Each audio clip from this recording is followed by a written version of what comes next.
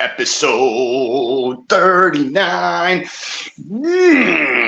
On the road, in the waves, and on the other side with me, Paul Carpenter. Episode 39. This is going to be a phenomenal episode, as all of them have been. But man, is this going to be a good one? Today, I have a friend of mine whose name is Livshits. Svi is part of a podcast that's called The Truth Fanatics. Part of that is with Dr. Zalenko's brother. Dr. Zalenko was the gentleman who talked about hydrochloroquine and during the COVID fiasco that happened a couple of years ago. And basically was the guy who was trying to share the idea that hydrochloroquine could actually help you, and you didn't need to use this vaccine that was being pushed on you. Of course, he got tons of flack for it. He got a ton of negativity in the world, and unfortunately, he passed away some time ago. But the beauty of one thing is that in death there is always resurrection of something. And in turn, Dr. Zalenko's brother, Frank Zalenko, and Svi Livshits have put together a show called The Truth Fanatics. As a matter of fact, one of their big episodes, they were able to acquire the comedian who was on her show, on their show, Roseanne Barr, who is pro-Israeli and pro-Judaism. And it was amazing that after 100 and some odd episodes, they've had so many amazing guests, people who have been on many other big podcasts as well. So it's very cool to see that happening and to see their growth. Any moment now, Svi will be jumping on to the live feed, and I will be asking him on as a guest. I'm going to go check right now to go see where he's at. And I'm also going to set some other things up. So I'll be right back. Do not go anywhere because this show has just started. Oh, wait, I think Svi might be here now. I have him. We're ready to go. I'm going to throw him on stage right now. Here he is, ladies and gentlemen, Svi Livshits from the show called The Truth Fanatics. My friend Svi, thank you so much for coming and hanging out with us today. How are you doing? What's going on, man? It's so funny. When someone does a podcast like you do one quite regularly. The way that somebody approaches the hello is so different. Like you're just like, "No, what's up, bro? I'm here. I'm ready to do this thing called podcast." We're pretty natural. We're pretty raw. We're pretty natural. We don't. Yeah. There's no like. What do they call it? Niceties? I don't know. Yeah. I mean, I think there is, but at the same time, there isn't. It's almost like being a comedian. Like you're going to be raw with your friends and you're going to be raw in general. So just expect raw. Just expect raw. That's it. So look, Svi, I'd like to do this with everybody who comes on. Svi Livshits, thank you for coming on. Who are you? Where do you come from? And tell us a little bit about yourself. Give me a little bit of, where were you born? The whole thing. Give us a little intro before we get to how you got to Truth Fanatics. I want to hear about your wine company. I want to hear it all. So give me a small little intro of where you came from, and then let's get going.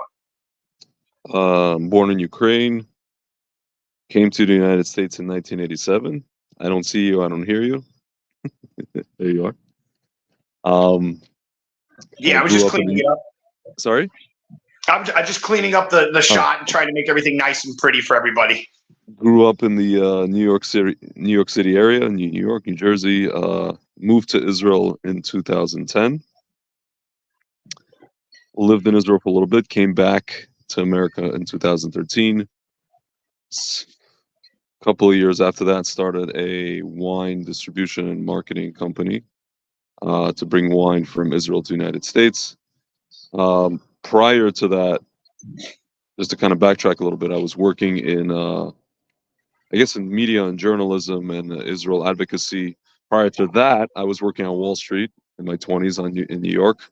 So I kind of saw from the inside what we call in Yiddish from the kishkas, what goes on in the financial world, and how that's all connected to what we see today, kind of in the geopolitical sphere, and how that all connects. The last few years just kind of been stuck in America. Actually, right before COVID, I moved back to Israel.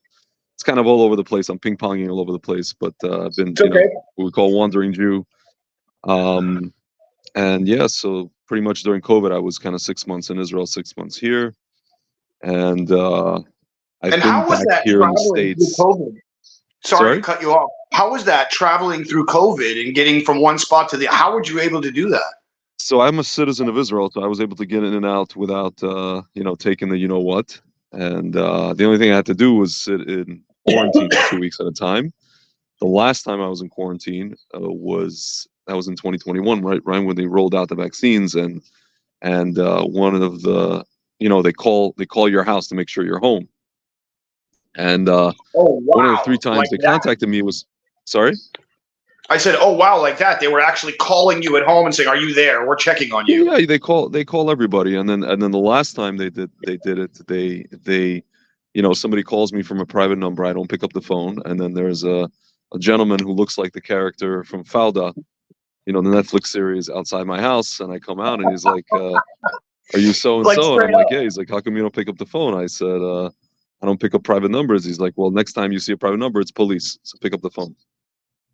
So I don't know if it was Shabak, I don't know, Shin Bet, I don't know if it was the just the regular cops, but man, they're sending cops to people's houses, Yeah, I don't know if I ever told you the story when I was in Israel around the time that we met.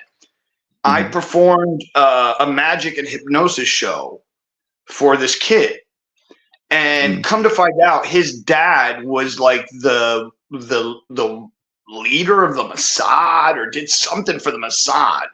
It was really high ranked, and I had hypnotized a bunch of people at this party.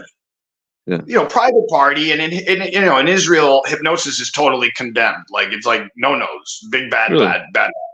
Yeah, you have to be a certified hypnotist and this, that, and the other, and go through a huge litany of tests just to be able to do hypnosis in Israel in any way, shape, or form. And from what I know from the mentalists that are there is no form of hypnosis shows allowed in Israel. Yeah. So, I mean, there's only 2 people that I know that have like the legal credence to be able to do hypnosis in Israel. And one of those is Yom Tov Glazer. Okay. And the other one is the man that he learned from, who is in Jerusalem. And I'm forgetting his name, but another, like one of 10 people in all of Israel that get to do hypnosis. Yeah. Is there a reason for that? I don't know. I'm not sure what it is or why or what, but it's an old law from what I understand, and it's been in play for quite some time. So, I mean, look, if you look at the United States, for instance, we banned hypnosis and that type of marketing in the 1950s, and then reinstated it in the 1990s. Yeah. So we didn't allow for subliminal advertising in the ad world from the 1950s to about 1990, and then in 1990 we changed the laws again and allowed subliminal advertising. Wasn't there subliminal ads prior to, like, you're talking about the 60s and 70s? No, they never had subliminal ads. This is how the law came into play. So the reason that it happened, one of the reasons, was that there was a movie theater owner who was trying to sell more popcorn. So he would add pictures of popcorn into the film, like in the movie Pulp Fiction, or not Pulp Fiction, but Fight Club, where he throws in in one little moment, he just shows a penis or something, someone having sex or something. It's just one, but this guy was doing the same thing, trying to sell more popcorn, And in turn, when everybody came out of the movie theater in the matinee period where they could go back to go get more food, everybody wanted something to drink. And it was understood that the reason why is because everybody was seeing popcorn for so long that they got thirsty. And so this was one of the reasons, and one of the laws, or one of the reasons that the law came into play for not being able to manipulate people to do certain things, or to, that kind of idea. And then in the 1990s, I think Coca-Cola was the one that went after it, tried to go for the campaigning of it, and they were the ones that first did a campaign called the Subliminal, but it was spelt subliminal. And it was called the Subliminal Campaign, and it was with Sprite. And it was at a time during the period where Sprite was not selling a lot of product. So it obviously worked. And yeah, now we're using advertising in subliminal advertising in regular advertising every day now, and it's used all the time. But people just don't recognize it. Of course, and it's meant to not be recognized. Whether it's a word that's being played backwards that sounds like a sound, or any of those kind of like things, or even more visual. Visual fixations that they'll create. Maybe it's pops, maybe whatever. So you know what I noticed in some of the commercials, there'll be like I think it's like the insurance. Those insurance commercials, or some of these, like, you hear in the beginning or at the end, or usually the beginning. Like what is that? Is it like a cue for me to listen? Like, what is that? Pavlovian. Yeah, it's Pavlovian. It's like the same thing as like if you think of McDonald's. And you think da da da da da, I'm loving it, right? So it's the same thing. It's how do you keep something that's going to sound the same over and over again, but not get repetitive and boring, and also be the thing that will be the trigger for that thought. Yeah. And so ba da da da da is easy. It doesn't get boring.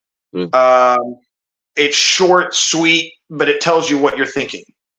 So that's like, marketing 101. This is like the beginning of like branding, and like when you get into, I wrote a whole thing on branding that I'll give it to you if you like, and if anybody else wants it, just ask for it. But it's just marketing and how to market yourself. And there's two types of brands. There's either you are the brand, or something is the brand. And the something could be anything from the Nike logo swish to a character. And then that's starting to create. And I've talked about this in other episodes. Why do you have a mascot for anything? Like, why are mascots? Like, why do we have mascots? And the answer is anthropomorphization of the idealization of the storyline to create some form of patriotism or connection emotionally to. And when I say patriotism, I know that sounds like more like a country, in the sense, but I mean in the sense of like connecting to something so emotionally. Yeah, like the world, like the World Cup, like the Olympics. I always wonder, like, why do they need to have mascots? Like, what is this like? Oh, it's just playful. It's just fun. It's like, no, but you're trying to tell people. It's like, they had in Qatar, it was literally a. What was it? What we call the smata on their head. And they made a ghost as their mascot, which is, it wasn't a ghost. It was a shmata. What's a shmata? Sorry. It's the headdress of the men. Oh, that's right. Everybody thought it was a ghost. It's a headdress. We called it a shmata, whatever. But the character was but the character was white as well, wasn't he? Or was it just a face? I don't remember. So now I almost want to go look it up. They put eyes on a thing you put on your head, and they gave it eyes. They made it into anthropomorphized. So they were Okay, so what they were doing. This is very simple, right? Let's look at it as a question on a test. Okay. what is the shmata first? What does this thing represent? Yeah. In general, and then also, what is? Well, I'm going to ask you to answer both. What is the closest thing that we can represent that is all white, that has two eyes, that's very famous? Yeah. So answer those two questions. So the first question is they're trying to represent something from their culture. The second thing is, I guess they figured people can relate to Casper the Friendly Ghost. Boom, you said it. That's it. Boom, you said it. So now put the two things together, take away Casper and Ghost, and then what do you have? You have friendly shmata. The friendly guy with wearing that thing, yeah. Boom. Yeah. That's it. And so that is your mascot. So the mascot is, the best way I like to explain branding is, what is the essence of your brand? Like, what is the oil of your brand that you can then take the oil, mix it with water, and call it perfume eau de toilette. And then a more expensive $1,000 version, which is oil of the actual perfume. Yeah. Which is a much more expensive, and you only take a dabber and you smell like shit for the next week, right? So that's like a Chanel No. 5. But the point here I'm saying is, what is the brand, and how do you then water down the brand? And that's through everything, licensing the Bic lighter to Chanel, and the glass container, and the pipe, and the shoes, and you can water it down as much as you'd like, and it always has the essence of the perfume. Yeah. Does that make sense? Mm-hmm.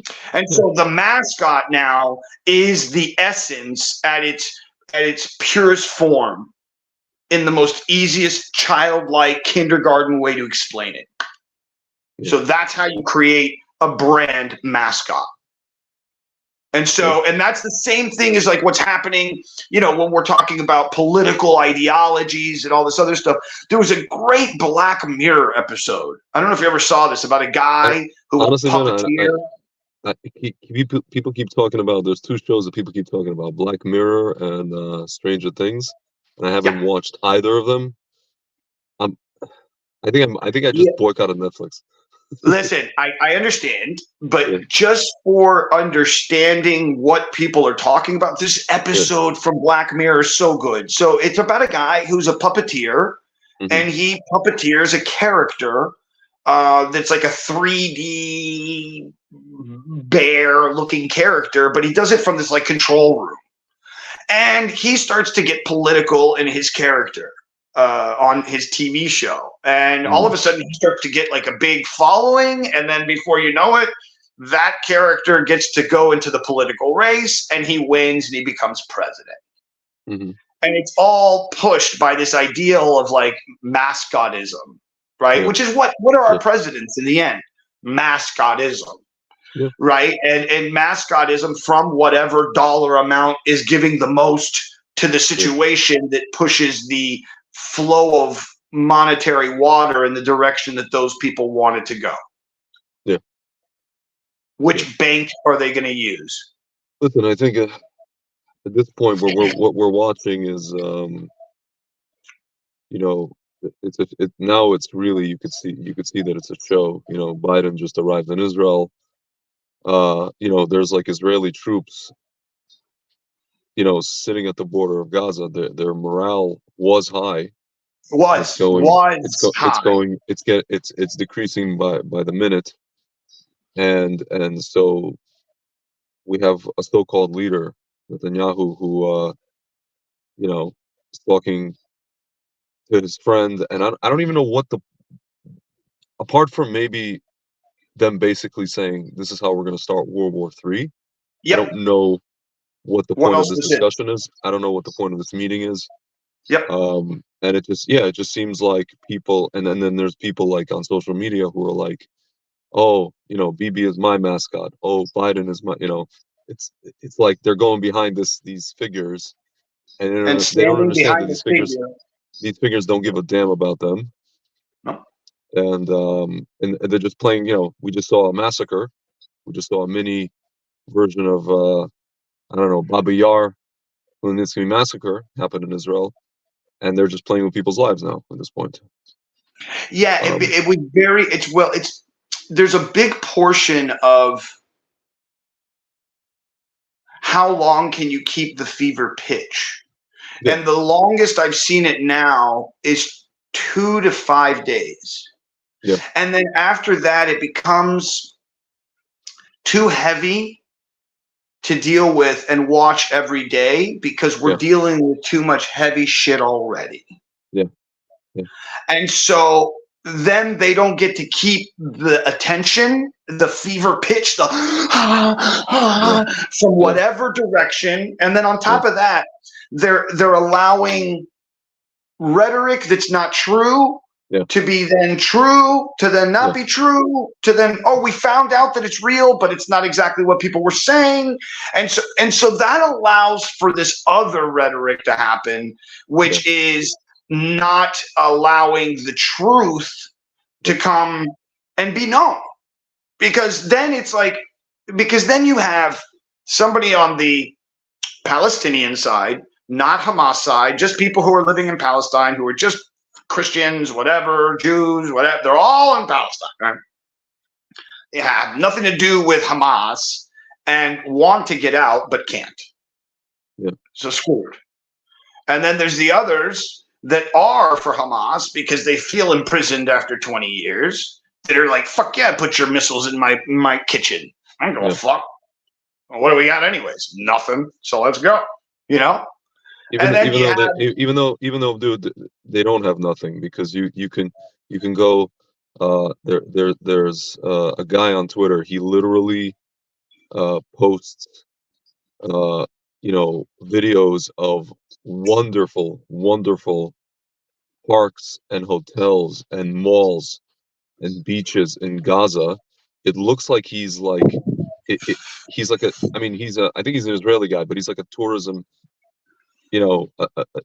advertisement for Gaza. So his point is that Gaza's not this destroyed. It's not. Well, it wasn't. It wasn't. It's not an open air prison. People are. I mean, listen. People are being silenced by their own government there, which they elected. Now they can't unelect them. But the whole story is literally like, dude, you have to understand something. And people watching this program, because a lot of people don't get to see, maybe a voice from or who was in Israel or who is in Israel. Like, all this stuff comes from the Soviet Union, from the KGB. This entity, this movement that you see on campuses, this movement called the Palestinian National Movement, came in the 1960s. Yasser Arafat was trained by the KGB. Everything you see, all the language that you hear on campuses, Israel the aggressor, all that kind of stuff. Somebody just showed me a video today of 1982, a Soviet TV news what is it called, broadcast. Yeah. From 1982, when the Lebanon war started. Back then, the Soviet aggressor went into Lebanon. Okay, this is language. People talk about Russia. All the people who are, so to speak, against Russia, and they were trying to let's say, Trump to Russia, whatever. They don't understand that, like, they're marching Free Palestine on campuses. All that stuff they're doing, they're parroting Russian propaganda. They're parroting Soviet KGB propaganda, which, by the way, was implanted on campuses since the 60s and 70s. Yeah, a lot of people fight this thought process that you're telling right now, but it's if you study it, and I've studied it basically because you started sharing the knowledge with me like 4 or 5 years ago, and I was like, there's no way. Yeah. But when you look at the way that socialism has entered the United States, and I've said this in other episodes, if you look at the way the Roman civilization from beginning to end, and you watch the ups and downs within that civilization, that part of humanity and its history, you can see how many of those ideas started way back then, and have been on some level pushed in this direction of in some weird way. Like, I like to be very a devil's advocate on everything that I say, right? And everything that I talk about. And it's not just because I'm trying to be safe or anything like that. It's because I really want to try and understand both sides. And when I look at the idea of socialism, the ideas of eugenics, right? I know that it's wrong. But when I look later on in humanity at transhumanism, at genetic manipulation, at nanotechnology, at artificial intelligence, all of that is telling me that this stuff that was the wrong way to approach it is kind of right. And that sounds very fucked up, Steve. And I've been saying this a lot lately. It's freaking me out, bro. Because on some level, I am turning into a transhumanist that I never believed I would be. And it's freaking me out, bro. Because when I start to look at like everything from a broader point of view, from a more stand back approach, and I'm no longer Paul Carpenter, I'm no longer Jewish, I'm no longer like human, I'm just this entity in space and time floating and looking, then I see that the only way for us to become conscious light, which is the ultimate goal, in my opinion, we all, like, I would love for this 26.53 seconds of conversation to not have to exist, and I could just go, and you and I have had the whole conversation, and anybody and everybody who wants to connect to this conversation immediately knows everything that happened between now and the hour and a half or 2 hours that we're on, or 3 hours, or whatever. Does that make sense? That's the ultimate goal, in my opinion. What does it have to do with how do we get there? So how do we get there? Right. So what does it have to do with my dilemma? I understand you didn't get it, but I'll give it to you again. Yeah. The ideas of the negativity of the world, i.e. eugenics, i.e. all of these concepts that we go, yo, dude, that's not cool, bro. You want a super race. You want a this and that and the other. Those are bad things. And they are bad things. They are bad things. Right? Yet on the other side over here, and you might be able to help me and put a Jewish twist on this about Gog and Magog and all of it, right? And you can help explain what that means and all that. But my point is that over here, I see that the only way to extend the human ideology, which is, in my opinion, to become conscious light, because I consciously want to be able to share myself with you without having to do anything about it, but just connect, and you go, oh, I understand Paul Carpenter and his ideology and his thoughts and his whatever, or his point to make at one gesture. Does that make sense? It makes sense. I think what you're leaving out here, and what these fruitcakes are leaving out, the people that we people like Yuval Noah Harari. I'm assuming you're referring to those people, right? And this, for the purpose of this example, they're leaving out God, meaning God is the entity that will allow you to do that. If you're engineering that, what you're describing, if you're engineering that artificially, and you're, let's say, implanting mRNA into somebody that has inside of it something, nano something, and that you and I have had this discussion, okay? And then you're able to get to that point, like you said, or you're doing something what Elon Musk is doing, Neuralink and all that kind of stuff. Again, human beings, this week's Torah portion talks about the Tower of Babel. They tried to build the Tower of Babel. This is what these guys are trying to build. Right. And you know what happened. It collapsed. Right. And so we understand that, like, if you're trying to do so what this, you're saying, no, what you're saying is I'm on the wrong team. If you're trying to do this without God, you're gonna have big problems. Exactly. So, do you believe that there is a two-team effort here on the planet, one that is with God and one that is without God? And do you feel that what is happening now in Palestine and Israel is that it's the ultimate crux of either you're with the good people or you're with the bad people? Who are you with? And that's the beginning of the world, the Third World War. I don't know about good people and bad people. I think it's just people who are with God and people who are not with God. Okay, fine. Sorry, didn't mean to. Yeah. But yeah. No, I'm just saying, people that are with God and people that are without God, right? Because you can be with God in many different ways. I always think about, like Netanyahu when he met with Elon Musk recently, and again they had a whole 2-hour long conversation about AI. Yeah, it was great. It was great. And I'm thinking to myself, what are they talking about? Again, what do they mean when they're talking about AI? What is their goal? Mm-hmm. What's the real conversation? What's the real conversation? Yeah, what's the real conversation? What's the conversation between a guy who used his own country as a laboratory and another guy who wants to put chips in your head, to store your consciousness after you're dead? What is the discussion there?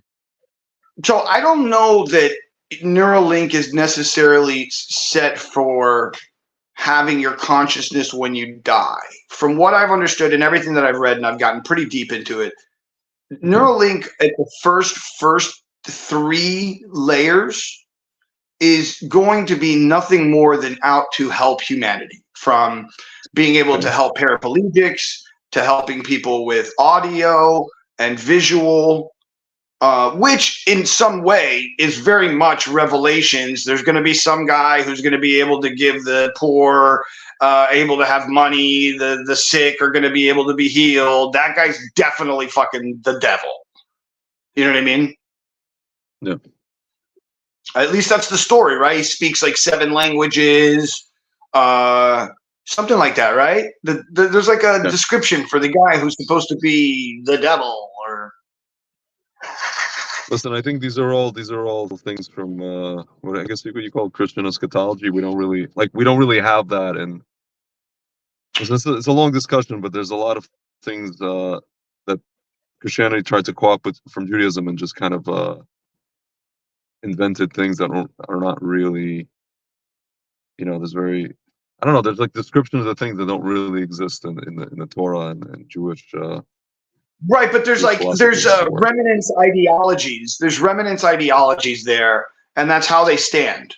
That's, I believe, how most of those religions stand. They stand on the remnants of the ideology of something, and they say, oh, well, it connects to this, and you're like, but that goes totally against this rule, this rule, this rule, and that rule, and then they go, nah, well, that's not the way we look at it. You're like, but that's totally going against what you just said, the thing that you were talking about. Landon Martin comes in and says, let's go. Going to be another good one. That's dope. Thank you, Landon Martin, for coming in and saying hello. Let me take a moment here. This is Paul Carpenter on the road, in the waves, on the other side with my dear friend, Svi Livshits. This is episode 39. I want to thank everybody who's being watching and showing up. And we are broadcasting all over the internet, on Facebook, on YouTube Live, on LinkedIn. We're everywhere. Soon to be on Rumble, and soon to be on Kick. I'm gonna do it. I'm gonna put it on everything. And we should also do Live Nation. Did you ever do Live Nation? That website, is it still around, or did they take it down? The last time I heard Live Nation was we were talking about like 20 years ago or something. Man, I used to post on there all the time. Oh, yeah? Yeah, because it still existed. So I was like, dude, there's this website where you can, get distributed out to, and it was a source where AP Press would go to grab stuff. So I was like, let me throw my stuff there. They might grab my crazy sitting on a toilet, Donald Trump style, bro. Sure. And yeah, I think that's why a lot of people, whether you like it, whether you love him or hate him, I think that's why a lot of people related to him. those 4 o'clock in the morning tweets. Yeah, exactly. I think this is why people related to him, and I've heard this analogy. Yeah. If we are all the people on the lawn of this house that we're looking in on that we would love to be at, Yeah. like that's the house we all want to belong to. Like we're the outsiders, they're the insiders. He's like, in the very long time, he's the first guy who can open the door, the front door of the house, walk out, in like his underwear and a robe, tie it off, drink a beer with the rest of us, and we're like, oh shit, he's one of us. Holy fuck, he came outside. He's drinking a beer with us. This guy's fucking cool. And that's what happened. But then what happened was he came out and goes, yo, people in there are doing some crazy fucking shit, bro. They're getting their dick sucked and getting pissed on and all kinds of weird, crazy shit going on in there, bro. And then everybody's like, oh shit, we were right, guys. We were looking through those little windows, through those little blinds, and the shit that we saw was real. And I told you I was right, motherfucker. Right? But then the fucked up part is that same guy turns around after drinking a beer and having a hot dog, and he walks right back into the house, locks the door, and middle finger as he goes right back to getting his dick sucked. And so, no, it's exactly what happened. It's exactly what happened. And it's exactly what he's going to try and do again. And because in the end, these people do not care about us. They will use whatever ploy, whatever ideology, whatever they need to do to push the agenda, which I believe I described a moment ago, which is one of eugenics. And it's unfortunate, but I see that the future of humanity, much farther from now, will be the connection to eugenics, because otherwise we won't survive. There's no way. What do you mean by the connection to eugenics? I just don't think that we're going to be Star Trek or Star Wars. We don't. Our body does not allow that to happen. Why should we be? Why should we be like a Star Trek? Well, if you look at Star Trek and you look at the idea of what happens to the world and after the idea of interplanetary movement, the world changes dramatically. So that's a first, right? Because we start recognizing that we're not one, that we're not the only ones in the universe, that there's other things, and then other interplanetary beings start coming to the world and to the United States and around, and so it changes the whole entire fundamental consciousness. If you want to get on this topic, I think what they're saying now is a lot of these things are not physical beings. They are just interdimensional. They are basically like I don't know how to say it in English. Well, I think that right now, while I'm talking to you, they're standing behind my camera and waving at me. No, and they're looking at me and they're like, "Yo, dude, hello, we're right here." They're ministering. They're actually, if anything, they're probably doing God's, so to speak, bidding in this whole thing that we're seeing play out on TV. And my friend Frank and I have been trying to figure out, for example, Netanyahu, right? Mm-hmm. It seems to me that he's been leading a double life for a very long time. On the one hand, he meets with this famous rabbi. Again, there's a lot of terminology and things that I'm saying here. A lot of reviewers don't know what I'm talking about. The biggest rabbi probably in Judaism in recent memory, and he talks about how he gave him advice and how the rabbi gave him advice and how he met with him and all this kind of stuff, and then so that's like him. So that's like Netanyahu being led by something godly, right? By his actual soul. And then again, he turns his country into a laboratory, and that's behavior Now, that's contrary.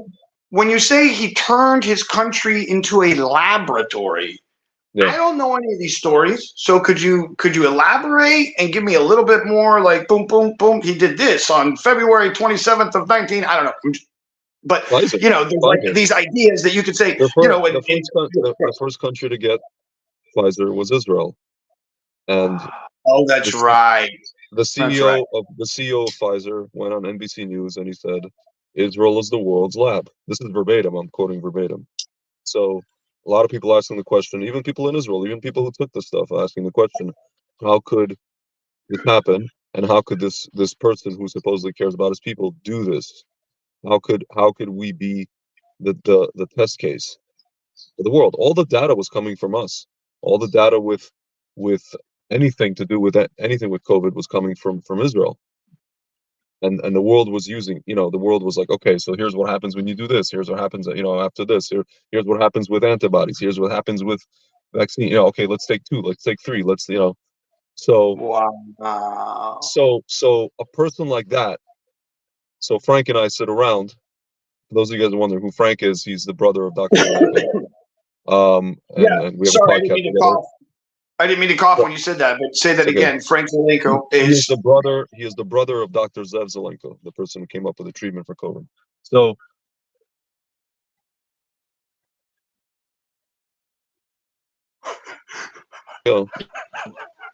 we just got dropped. Is that right you? when you said the word COVID. Right? It just went Right? clunk. Right? Not only the word COVID. When I started talking about this whole Frank thing, Zalenko and his brother. Yeah. dude, can I tell you something, man? Frank, it was just almost in a car accident in Whoa. Florida. In Florida, he got out with the skin of his teeth. He goes to me. The way that it happened, like a car, this is like one of these 5-lane highways in Florida. A car, and everybody's going like 70. A car goes perpendicular right in front of a car in front of Frank's car. And then Frank, after having survived this whole thing, he goes to me, dude, maybe I have delusions of grandeur, or maybe somebody's trying to kill me. Well, I will You say know what I'm saying? this. I will say this. If you are to find the episodes of your show and you really look at the totality of what you've created in, I think, about 184, 150 something episodes. 193, but it's actually more. But yeah. Right. About 193 episodes with you and Frank together as a team and you actually look at that content and the amount of time, even if it was only 1 hour a piece, you're talking about 193 hours. But we're not talking now. We're talking 2-3 hour episodes each time you're on. Yeah. And a lot of the content is very heavy, bro. Stuff that most people aren't going to be able to deal with. They're like, they're dealing with taxes and the bread count in the house, let alone how many eggs they've got, let alone the totality or the heaviness in a energetic, spiritual sense. But in reality, when you look at it, it's not that heavy. It's all very simple. There's a bunch of people that are right now that are doing certain things. They have a certain religion. I say heavy. I say heavy because it's heavy for like if when we start talking about this stuff, other people who might be watching might be going, "Oh my god, dude, this is like revelations, and might be that and the other," and so that's what I mean by that. I don't mean it any other way. No. I know. I'm just what it's interesting to me. It's like, you're describing people who are focused on their bread and on their eggs and all the rest of it. Well, unfortunately, that's the. No, I know. To us, or to me, it's always been. I'm sure to you as well. It's always been kind of fascinating how the people that are doing that. I guess it goes back to the Egypt story, to the Torah story, that people just weren't able to look up for 1 second and ask the question like, well, why am I stuck worrying about the eggs and the bread? who is causing me to be stuck worrying about this, as opposed to being able to just live my life and whatever it is. Maybe it's a bunch of fruitcakes who want you dead. And maybe they have an ideology that has nothing to do with God, that has to do with, something called gnosis, whatever gnosis it is, whatever they know, Oh, and it all ties back, to this eugenicism that you're talking about. It all ties back to, we defeated the Nazis, but we didn't really defeat them. We just brought them here. You mentioned it many times, paperclip. I think that it was actually created in the United States as part of something that was deep and dark and really nasty. I did a whole 5 or 6 part series with a good friend of mine, and he has a website. James T. Berglund is his name. He's called the Mayor of the World. You should go on his show. Actually, he's really cool. But nonetheless, we did like a five part series, almost 6 part series of a thing called that I created called the Evolution of Destruction. And it starts in like the time of the Industrial Revolution, and when corporations and corporate lawyers change the dynamics of property into entities. Just like they did with slaves in the 14th Amendment, where they take away slavery and give those products a form of entity. And so many corporate lawyers, I believe it's 293 cases that went to the Supreme Court. Only 18 of those were actually African American slaves asking for their rights to be free, where the rest of them were all corporations. It comes from a really beautiful documentary called the Corporation. It's on YouTube. Please go watch it for everybody who's here.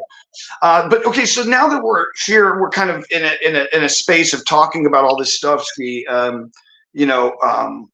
Mascots and creating these ideologies, and this really a force for either being with some kind of belief system of a one source creator, right? Against another group of people who in many ways seemingly are holding to a one source creator ideology. Like, for instance, to be a Freemason, you have to have one God theology to be that. But I wouldn't consider Freemasons at the height of their ideologies to be positive people. So what do you think of that, and like that kind of thought? What does that bring up? Honestly, I think if you want to talk about Freemasons, I think my friend Frank knows way more than I do. I think I see the term or the I guess the name of the group bounced around a lot with a lot with different there's like Illuminati, Freemasons, all these things. I just hear it like lumped together in this one kind of basket. Again, I never know what to make of it. I'm still, even after all these years, pretty uninitiated when it comes to these entities. Again, I just see that, like, right now, like, again, you have this guy Yuval Noah Harari, who's he's like this Israeli guy who's like the mouthpiece of World Economic Forum. He recently said, I mean, he's been talking about transhumanism and all this stuff, and people are hackable animals, and we're going to become part robot, part human. He recently said at some point that, the Torah, the Bible, is going to be thrown by the wayside, and AI is going to write for us a whole new Bible. Yeah. AI. But here's the problem. You could say, well, the thing is going to evolve on its own to be able to write a whole new Bible. But again, AI is who's AI created by? Versus if you look at, well, I think that when they say AI, at least my opinion of what I believe artificial general intelligence, not a super intelligence, which would be the next step, and then we're out of here. But artificial general intelligence, in my opinion, would be having the conversation with first a person who has everything in its database of knowledge and only knowledge, no opinion towards it either way. Sure. And then you have another 4,999 characters that you can just put into who you would like to talk to, for instance. And then you can ask the totality of all of those things and all of that information and all of those juxtaposed positions and ideologies and so on and so forth to give you a culpable ideology moving forward that would be best for your genetic makeup and ideology and thought process and nature, nurture, and everything it knows about you. And in turn, that would turn into a form of eugenics. Why would it be It's a form what of scares eugenics? me. It's what scares me, but it's also what it's like also like the most like let's here's my space. Here's my space. Let's just pretend that in the next 5 years, all jobs that are accounting, sitting in front of a computer, period, whether it be editing, accounting, anything where I have to take information from this pile over here and put it to this pile over here, and I did something in between, all those jobs are gone. Gone. Gone are the days of a person being able to do fake passports, fake anything with a artificial intelligence with 5 different cameras. Gone. Gone. Plus, now it has the ability to do maybe like a rub on the passport with something, and then goes into it, and it can sense everything from drugs to this to that, the other, and now there's no dogs. Now there's no dog handlers. Now there's nobody at the. It's all done right there. When you go to the airport, you go into a booth, literally, and it closes on you. Very much like Fifth Element, where the guy starts banging on the thing and it just goes, and the guns are like, and you're fucked. And he's like, oh, I'm just kidding. I'm just kidding.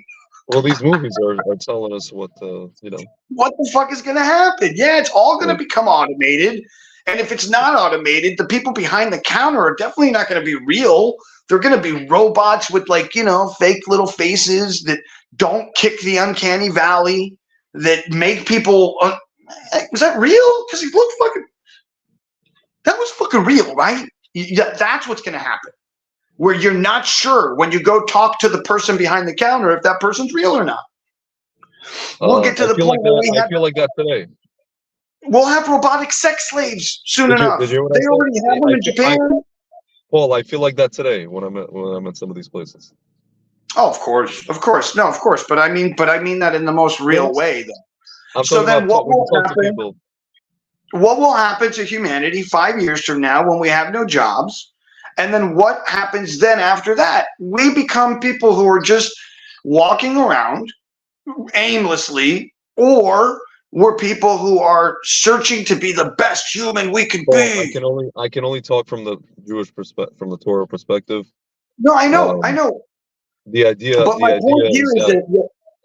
Hold on. My point, and I'll let you fly. I swear. Hold on, Steve. Yeah. My point here is though, once AI fully gets to general intelligence, it's going to be very hard for us to keep up.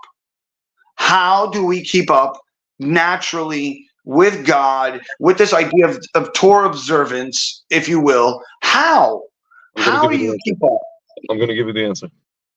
Okay. We're not going to need to.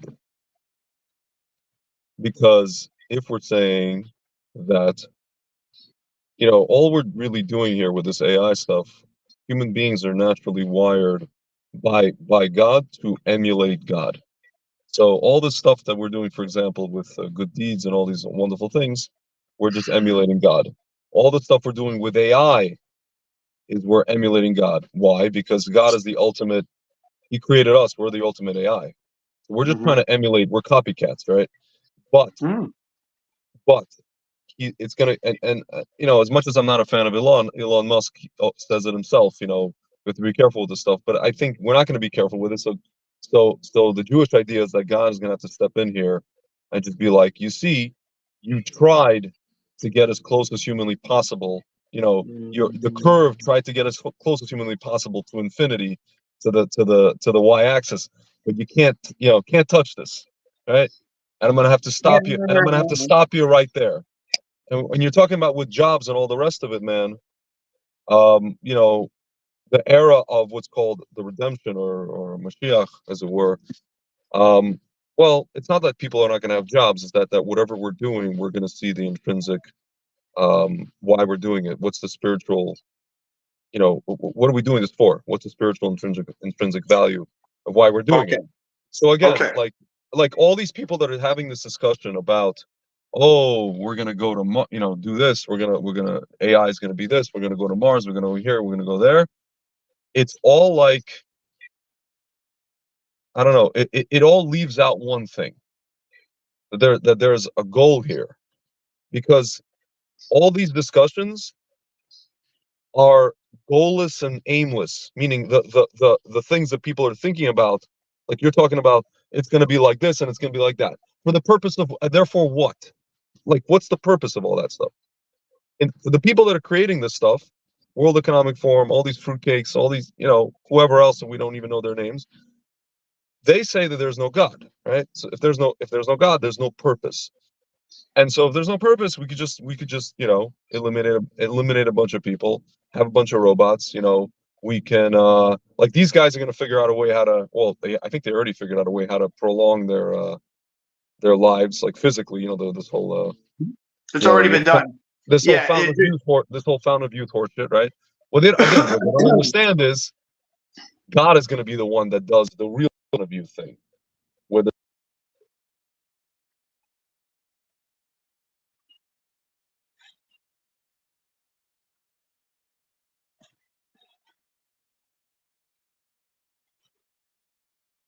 Your sound went out. Your mic, I think, went out. I'm not sure.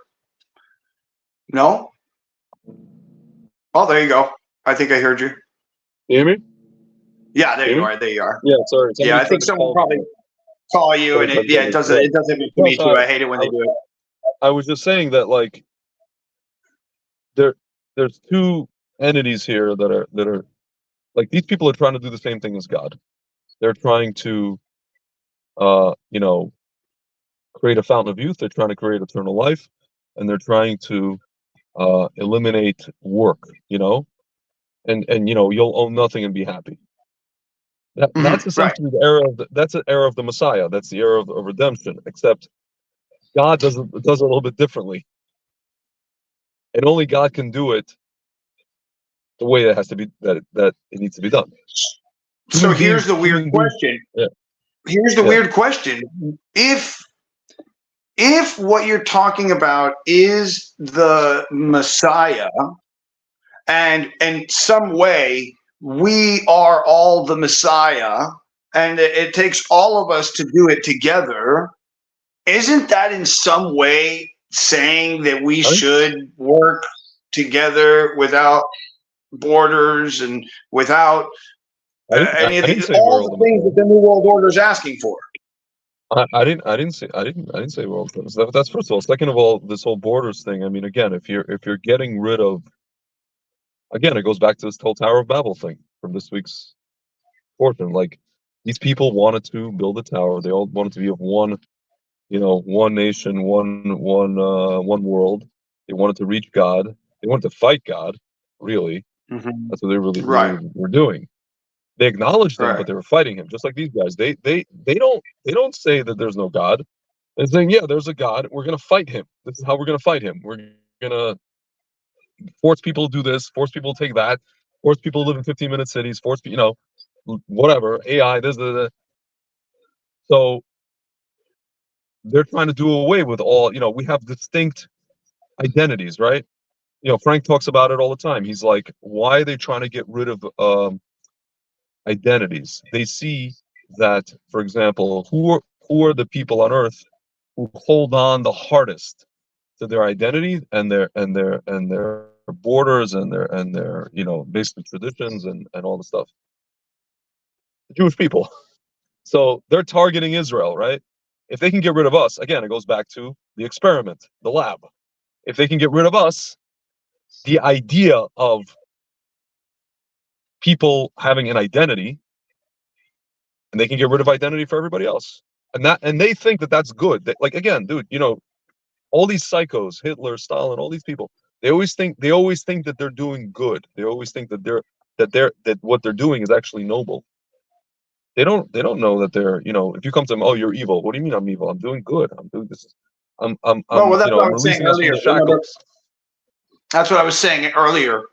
Is that being a devil's advocate? When I was saying, Yeah.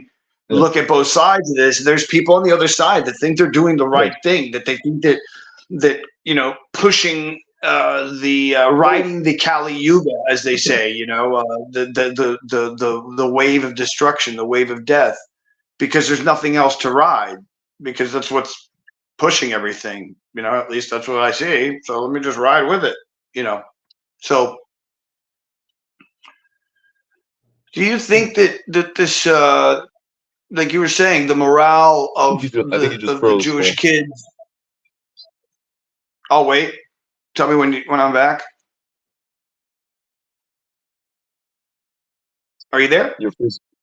You're freezing up a little bit. 1 second. I'm trying No, to. it's okay. Yeah, my phone was my phone. Oh, okay, I'm back. Yeah, we're You were good. saying? Everybody, you're good. Yeah, Yeah. I was saying. So do Yeah. you think that this whole thing with Netanyahu? Do you think he created this fight in Gaza on purpose because he wanted to keep control? Because I've heard a lot of people saying that he was he's megalomaniacal, blah blah blah blah blah blah blah. And my other statement to that is I find him to be a very super intelligent guy, especially from the conversation with Elon Musk. He was very like hip to stuff, Yeah. very hip to everything about like the feelings and how he came across. I kind of empathized with him on a lot of things. So I don't know, or even sympathized, I should say, with him on a lot of things that he said. I think there's a lot of people positing different theories in the last few days. It's interesting because there's been a lot there's also been this whole thing of, there's generals in the military apparatus who are not, there's an internal political war in Israel.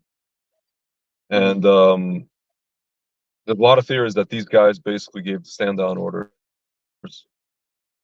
And they wanted this government, Bibi's government, which is full of religious guys like myself, they wanted it to leave again because Well, here's these something that guys, bothers me. people like them. Here's something. Sorry, Yeah. sorry. Here's something that No, bothers just me deeply. let me. I was just. Okay, go ahead. Yeah. Yeah, go ahead. Sorry. No, I'm just gonna. It's a whole like thing. So why? Because these guys, these generals, they come from the stock of people who founded the state of Israel, who founded it as a project. They wanted to create their socialist utopia. Now that they saw that their socialist utopia is not going to happen, that it's full of religious troglodytes like myself, and that 80% of the country is traditional or religious, we have to put at least a stop to the. We can't let these people. They can live in the country, but we can't let them rule. We can't let them levers of power. So what are we going to do? We're going to create a situation, allow something to happen. We're going to allow these orcs to walk in. But here's the kicker. They thought it was going to be like 5 or 10 kidnapped soldiers. They didn't realize it was going to be a whole Babi Yar massacre. And now there's a lot of people in Israel, a lot of people, serious people in Israel, not conspiracy theorists, who are saying now these generals are shaking in the space boots, and now they're figuring out how to deal with this, right? So here's my thing, and this is what bothers me. Yeah. I don't know if are you done, or you want to? If you have more, Yeah. I can pull back. Yeah. No. So here are the things that bother me about what happened yesterday. They were able to systematically kill one person, and they knew exactly where he was at the exact moment that he was going to be there. and had all this information and were able to kill him without hurting anybody around, right? Hold on. And then yet at the same time, 5-6 days before that, they didn't know about this raid, they didn't know about that raid, and this raid, and that raid, and this raid, and the guys with the helicopter, paragliding, they had no fucking clue about any of it. How do you go from being the most... It's bullshit. So yeah, it's like, so then by all means, it's a fucking like white flag kind of event that was like kind of like a 9/11 event, that maybe not everything was real. And just like that, the same thing. And so all this is just another attempt to, rattle our cage that we're already in. And I think what's going on is that the cage is starting to stop rattling as much as it used to. Like this used to be able to last 10 years. Now it only lasts like 5 days. Now people are like, all right, bro, what? All right, we've seen this. I got people killing people next door. What do you want? Do what? It's like, okay, so what? You know what I mean? Yeah. So I think, yeah. I don't know. So what do you think? If you're asking me where Netanyahu is in all of this, I think overall, I think he's not. His interests are not with the people of Israel. His interests, again, are his boss came to town today to give him, so to speak, marching orders, and basically, and told him, listen, like, okay, so this is what happened, and this is how we're gonna go from here. It's gonna become a wider thing. Honestly, man, a lot of people are not only myself. A lot of people I know are saying, God is going to have to step in and just basically be like, okay, no, there's not going to be a third world war. You think that God's going to come in? You think God's going to stop the third world war? You think that's what's going to happen? Listen, man, it's either that or a bunch of, or God forbid, and I'm giving you the best case scenario right now, a bunch of dirty bombs go off. That's the best case. Dirty bomb is, a suitcase. Somebody gives a guy a suitcase, a briefcase, and he just, in some major city or whatever it is. That's like the best case. I'm not even talking about, militaries dropping, Enola Gay, flying over somebody's city and just, incinerating millions of people. I personally think it's going to be much worse than all of those things. And people don't recognize it yet. That's what they want, and that's a scenario. But I think no. I just think the way that everything's always played out in the past, it will be a continuation of the same play out. It's not going to be any different, Svi. Nothing's going to be different. It's just going to be the same thing. But just think, it's just a dystopian version. It's just a dystopian version of what we're living today. That's it. Here's the thing, man. You can see from all the, like, for example, like when people in the West, or even people who are like whatever, nice, well-meaning people are talking about this whole thing, they're always talking about, you have to give. They were talking about humanitarianism, right? What does that mean? That means that most people, even the people who are like with twisted brains, have lost. They've lost the taste for blood. They only fear the others who have a taste for blood. Like Hamas has a taste for blood, and those people, they'll cheer them on as an idea, right? The kids that are on campuses walking around going free Palestine and this and that and the other, to them it's just, this whole thing is an idea. They don't understand the reality of it until it hits them in the face, until some orc comes to their house and beheads them or their family. To them, it's what I think is funny is that there's children who don't understand truly what it is that they're talking about, and they're being used to create these massive organizations and machinations of ideology that has no, like, it just doesn't make any sense. You have no idea what you're talking about. Like, you're a white girl in a bra on the street with her shirt like tied around her waist, like her, her flannel or whatever, with her jeans on, with her open toe shoes, with sandals, saying "Free Palestine." But if she were in Palestine, she gets shot. My friend recently told me, he said that he thinks that all he actually was being serious. He wasn't being facetious. He said that all of the he's like, how we're going to solve this whole issue with our our neighbors in Israel. Everybody from every LGBTQ organization and every tolerance organization, educational organization has to go to Gaza. This is serious. He's being dead serious.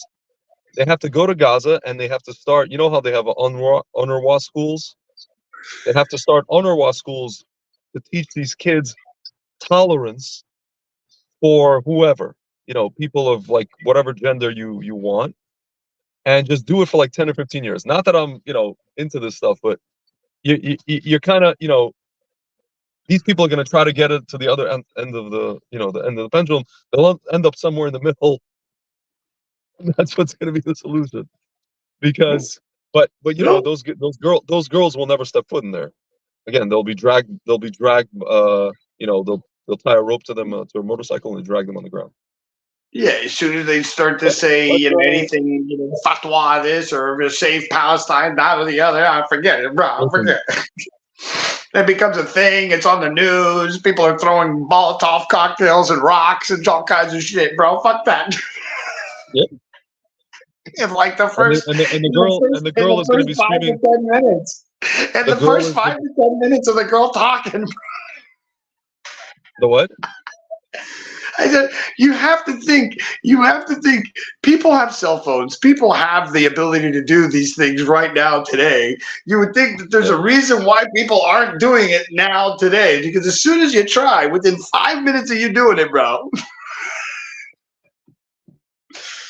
like, are you a woman that's not wearing clothing and not covered and you're trying to be just I'm going to plug in. You know what I mean? You can't be disrespectful to us and not be covered and you think you have a voice in this country? You're a woman, dude. What do you think, dude? You want to talk about the patriarchy? Get the fuck out of here, your patriarchy. Like that's what it's like, on some level.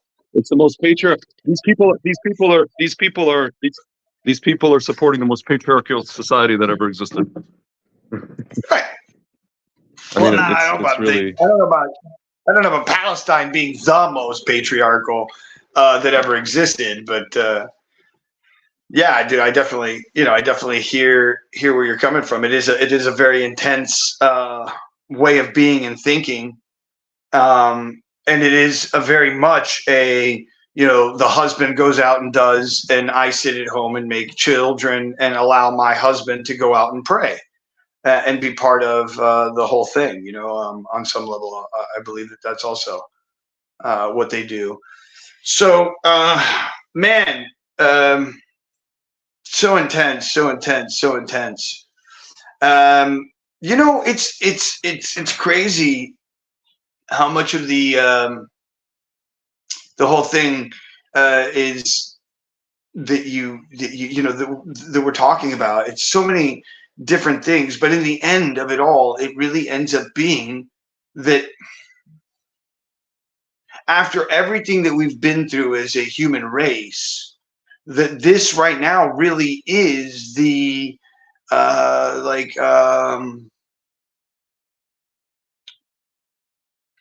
the tip of the spear, man. Like we're really there, guys. Like, this is it. Like no weird stuff about it, but this is it. This is where it matters how much you care and love for everybody around you.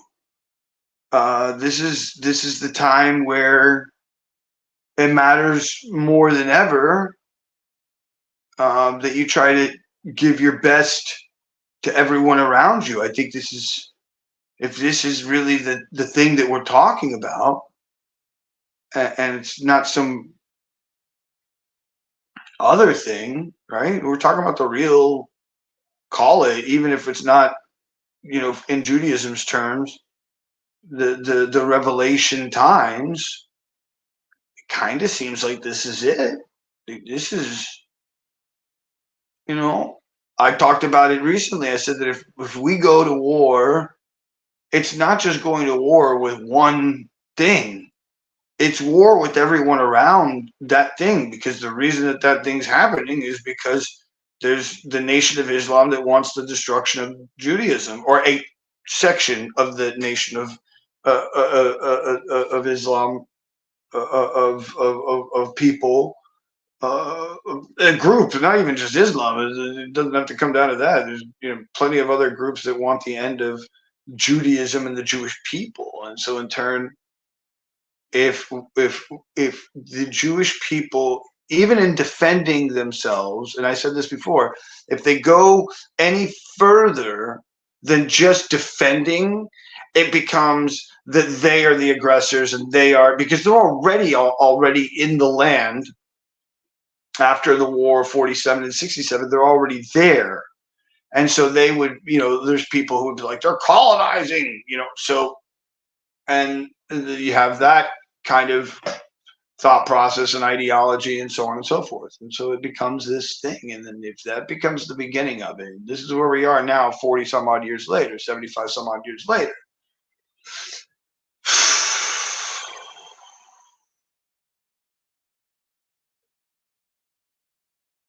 And this seems to be the thing that's creating the next wave of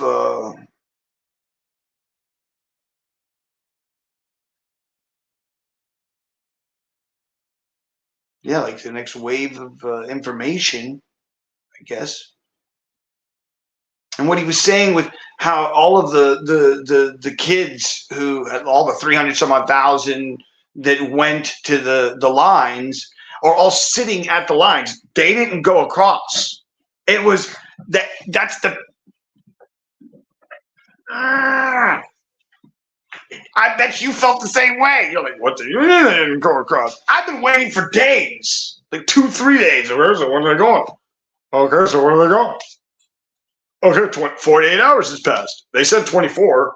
Oh, they must have given some more time because the UN got angry and yeah, that's what it was. That's what. Oh, we're just gonna wait. Okay, maybe that's what it was because I don't know. We had to figure it out. Hello, sir. Hey, how we doing? But I'm happy you're back. I was like, where did you go? But there's a whole bunch of was it private chat? Was that you? That was you. Oh, okay, yeah, you. Okay. Go back. I don't have. Oh, I am good. So I don't know if you were listening to what I was saying, but I feel like that's kind of like what happened, right? That and so that's where we're at. We're at this where we're literally, and I didn't mean to and I'm not trying to. I'm just for everybody who's watching. This does feel like a moment of revelation on some level. You know what I mean? I know we don't. I know you and I don't agree to that. But if you look at what that is, and then what's going on in the world, it's kind of scary. Yeah. And is there not something in Judaism that talks about that in some way? No, it talks about if you read the prophets, Ezekiel, Zachary. There's specific portions of that talk about this thing again, but it's always like we have a choice. We can either repent, or we can have the easy way or the hard way. It talks about potential. But it doesn't necessarily have to come to that. So I think right now there's like there's a scale. Right now we're in a lull, and right now it's basically like. It's interesting, man. Like, there's people in Israel who, right before this, were protesting about, this reform and against this government. The same people have restaurants that are making their restaurants kosher so that the soldiers can eat. There's same people who are tearing up their immodest clothing so that, these girls are putting on modest clothing. There's people basically like coming back to God because of this situation. even the people that are furthest away from God. There's like soldiers who are totally not religious, complete, self-avowed atheists who are wearing, they have the tassels, the tzitzit, the garments that the men wear to show them that to solidarity of some sort. Of the commandments. But these guys are wearing them. These atheist guys from I don't know, Tel Aviv and major cities in Israel who are just all of a sudden like, what's going on? Something's going on. God wants us to do something. You look back at the Purim story. We were threatened physically, but if you read that story, if you read what's called the Megillah, we did spiritual things to fight the physical threat. Yeah, there was a part of that story where we actually went in afterwards and decimated. There was the 75,000 Persians, but it's a spiritual thing. It's primarily a spiritual war. So, yeah, man, I don't know. There's the Jewish people have to make decisions, both in Israel and outside of Israel. Are we going to cling to God? We can't cling to Biden. We can't cling to, the international community, BBC, where, all these people are asking, they're all on social media. Oh, come on. Like, you see, it wasn't us that bombed that hospital. It was their own people. Like, we're trying to get the world to like be on our side and to help us. And nobody cares. Nobody's on our side. Dude, there's probably some people watching this podcast, some of your friends that are like already had their mind made up about what Israel is, right? Or what they've been told by some professor or whoever it was, or by I was on a podcast. I was on a podcast the other day, and I said, it's weird, it's hard being something you didn't choose. Sure. And the guy's like, what do you mean you didn't choose it? What do you mean you don't choose being a Jew? And I was like, it's sort of kind of in the bloodline. I can't I can't do anything really about it. And so, and it's weird to be in that group because it's like having it's like being it's like everybody hates on something, but everybody definitely hates on the Jew. Like, it's like. And there's always a concocted. It's so funny reason though. There's always a concocted reason. If it's not for that, it's always contradictory reasons.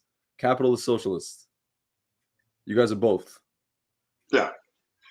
We're always the thing that whatever they come up with, and then it's contradicting thing at the same time. So we can't. I tell my friends, I have a friend who just started his his TikTok, and he's Israeli. Can't win. He started posting like, oh, we got to show them this, and we got to show. I'm like, dude, are you gonna show them? Hey, look at this! As the guy's coming to behead you, he's coming to behead you. Just. Wait. Yeah. Let me push play. Let me push. Yeah, dude. But you're right. So you're right. So I don't know. I hope it doesn't have to come to the military-industrial complex wet dream. It's funny. What's her name? Janet Yellen. She sat with whoever she sat with, and she's like, "Yeah, well, sure, we have enough money for two wars. We have enough money for Ukraine war, and we have enough money to fight Iran." And everybody's just like, "We're in 30 years." Printing it. What? Yeah, they're gonna print it. They have enough money. They're gonna print it. And anyway, they're going to CBDC anyway. So like, what are they printing? They're printing something that's going. It's funny. It's funny. People, I keep telling people. I've been saying it for months. CBDC. What's a CBDC? I'm like, have you not even Googled it yet? Have you not even had a little bit of interest in what's going on in the world? I don't have the time. I'm worried about my kids at school. I'm worried about my business. Everybody is kept in a state of perpetual worry.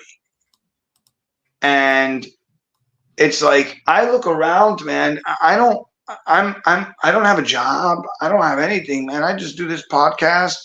And I feel very much, and I'm not joking, I'm not trying to be disrespectful to myself when I say this, but I feel very much like mentally challenged And it's I'm not joking. I'm not trying to be rude. Yeah. And I find it very hard for me, even when I just do 2 episodes, which is like, let's say it's like maybe 6, 7 hours altogether. And I pass out afterwards. Like, I don't know. It's hard for me. Maybe I'm personally over here in the back end pushing all this. Yeah. Granted, it's not a lot of work. And granted, keeping up and talking to a friend of mine isn't really a lot of work, but on some weird level, and I'm sure you deal with it, it seems like a lot of work. It's very like you want it to do so well. You want it. At least I do. I have a very ethereal or very heavy thing on my shoulder for my own sake. I don't know what. But what happened to me 6 weeks ago, having this mushroom journey and then understanding that this thing isn't about me and it's about everyone else, and how I want to be able to have everybody else come and talk to me on this thing that I'm trying to do. So I want to share this thing. Nice. Very nice. And so, and that's why, I've called you. I've written to you a bunch of times since I've started, because I was like, I need you on here. I want you to have your voice. And the thing is, I want everybody to have their voice. I want the guy who's on the side of the street inside of a tent because his family doesn't love him, or he's in the backyard of his house because that's how he likes to live. Somewhat like I've done a couple of my episodes. I want that to be the rawness of this thing, so that anybody can be on this thing and talk about how they feel, without having some kind of barrier of entry. If you want on, here's the link, find a date, let's go. Because everybody has a story, so back to you, and I want to veer off because we've been on the heaviness of politics and all of that, do you feel that in some way your life is the way that it is? And this is a very kind of heavy question, but do you feel like you are who you are, and you live the life that you live because you're on some level God's journeyman, a God's fighter in the war of truth? Possibly. It's funny, should I put this? There are people that I grew up with in my community, in the Russian-speaking Jewish community, who, I don't know, I think I envy them. Why do I envy them? Because they, as much as they, support Israel, as much as they, are proud of being who they are and all the rest of it, they have chosen to, it's not even that they have chosen, I think that they just are okay with, let's put it that way, they're okay with just doing the whole, I'm going to get a 9 to 5. I'm going to, whether or not they want to do it for themselves or they want to appease their families or whatever the reasons are. And again, I'm not judging them. Again, I envy them. I envy them in the sense that I wish that that's all I wanted. And it's funny, there was a time in my 20s, that's actually all I tried to want. I was told okay, just go work, keep working on Wall Street. You're good at you're good at trading. You're good at finance. Make your money, and then use that money for whatever X, Y, and Z, whatever you want to do. Which is still obviously could be in the cards, could be a thing. But at some point, and this actually started, I think, when I moved to Israel, I realized that I got to dive in this, whatever it is that I want to participate in, I got to dive in and head first. What does that mean? Not just be like a guy who just makes money in the corporate world and just throws money at X, Y, and Z person or organization or some whoever. I got to be involved in it completely and immerse in it completely. You know, I remember, this is 10 years ago, I was in Jerusalem, and I went to this thing called the Presidential Conference. And it was Shimon Peres's 90th birthday party. I think you were in Israel at the time. Maybe you left. I'm not sure. I'm not sure where you were. And it had all these people, all these Epstein people were there, that we found out later there were Epstein people. But basically, it was an Epstein fest, right? And I could feel, to me, it was just like this palpable, you know, I think every room I went into, whether it was a big, you know, auditorium or a small room, I felt the lies. I heard the lies and I felt the lies. I felt like I was like dipping in lies. There was one room where I heard someone speaking where it was like literally like a breath of fresh air. It was this lady, Ayan Hirsi Ali, you know, the Somalian woman who used to be a Muslim, and she was talking about all the stuff, you know, in Islam and how they treat women and all that. It's like, wow, that was a 30-minute stretch that I was there for 6 hours that I didn't hear complete bullshit in my face. Right. So I left the building. It was in the convention center in Jerusalem. I left the building and I went across town to hear Rabbi Lazer Brody speak. And I'm just like, I need something that's completely diametrical opposite from what I just experienced for the past 6 hours. So I went to hear him speak. I don't remember what the hell he said. I came up to him afterwards and I said, I just want to tell you that I want to thank you for existing on earth, because where I just was, and I explained to him the whole thing, what I just said to you. And he goes to me, listen to me. He's like, I remember faces. I don't remember names. You remember me from before. He goes, you are Hashem's, God's Mossad agent on the inside. You've seen No, that. I'm just saying that's so great. Yeah, he's like, you've seen that side of the coin, and now you've seen this side of the coin, and now you're there to be among those people, to get the information and to basically figure out a way to communicate to people, you know, what we're supposed to be doing. You know, first and foremost, to connect to God. Second, and you know, how people are supposed to be looking at all of this. You know, as opposed to just like, and listen, most people in the religious world, they don't even look at it either. They're also preoccupied with their stuff, and they don't even know what they're looking at. They don't know what they're looking at with World Economic Forum, with this, with that. They have no idea what they're looking at. What is, you know, like there's some guy in Flatbush, Brooklyn. Wow, it's so intense.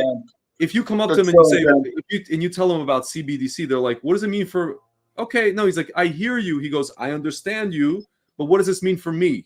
How can, no, he'll listen, at the risk of spreading anti-Semitic trope, how can I make money from this? Yeah, no, I get it. Can I invest in it? To his credit, that's like, it's good thinking, right? Can I invest in it?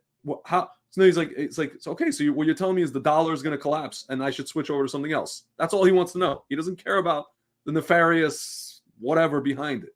He doesn't care. He's just trying to feed his family. He's got 12 kids because he's commanded by God to have 12 kids. Okay.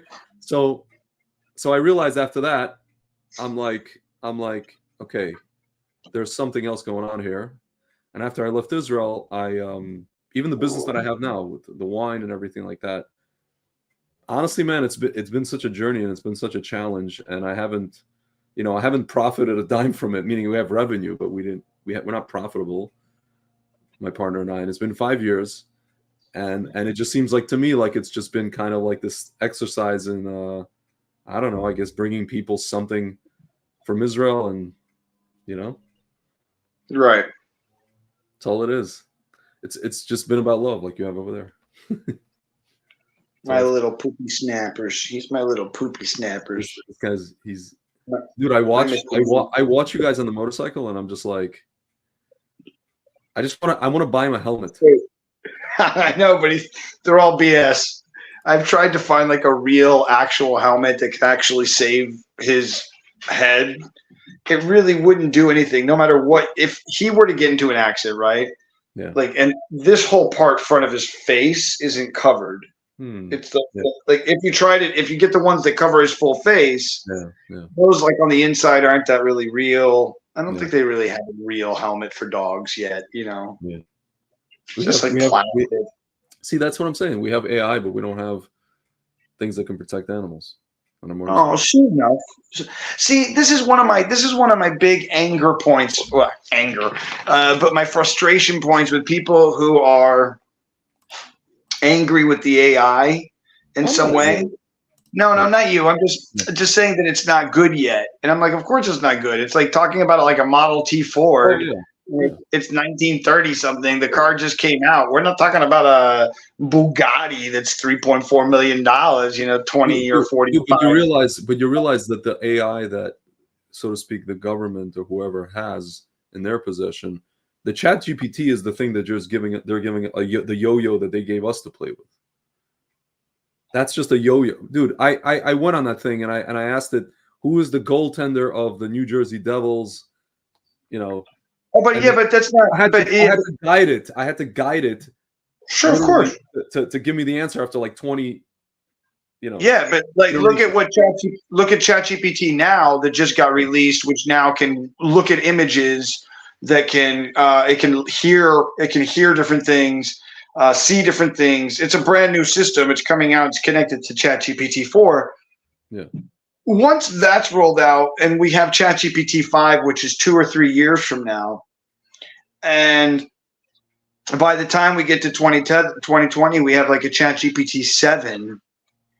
Which at that point will be the same as having, an assistant who is a doctorate in like 12 different things. And we'll be able to have him or her at our disposal in whatever form and function we want them in, whether it be in a laboratory or as an AI character or as a hologram or augmented reality.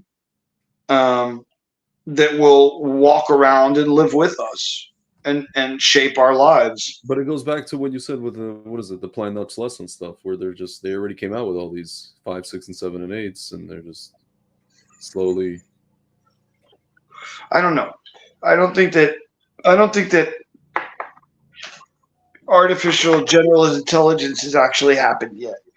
I think that when that happens, it's going to be much more intense.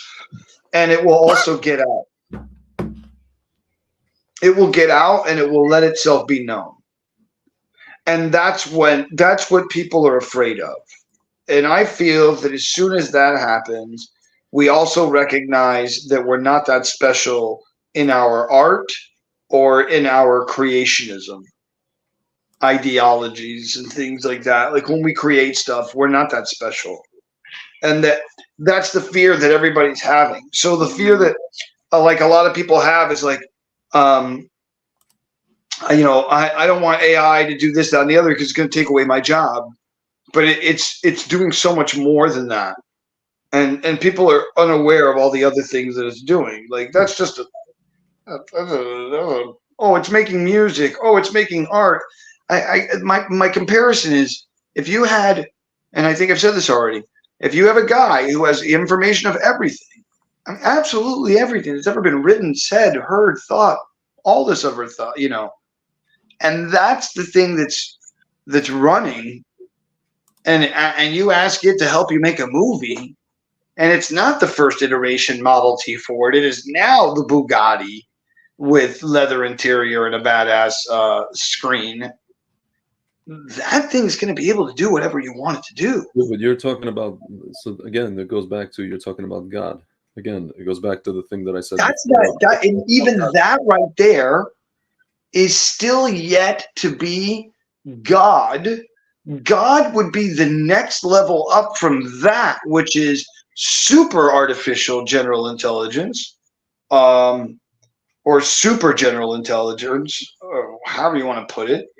But this is the moment when I believe that the intelligence has reached a level of light, which means there is no time and space anymore, which means that it existed the entire time prior and or after. And so in turn, it becomes either one with the creationism machine, i.e. the creator, or it in itself becomes its own holodeck that was made of a holodeck that is given the ability to create its own holodeck. And so we then create a whole new timeline because of that. And that becomes a new reality. Again, you're talking about the era of Mashiach. That's what you're talking about. Yeah, so for sure, 100%. Yeah, I think that, and I think we're very either A, super close, or B, 250 years away. Well, I don't know if you've heard Frank and I talking about this whole thing of Liz Harrison says, should someone fear AI advancements? And I think that that's the conversation we're having today, Liz, that I'm sitting here right now wondering, am I a bad person for wanting these transhumanistic, futuristic things, when in essence, what I'm talking about is connecting with.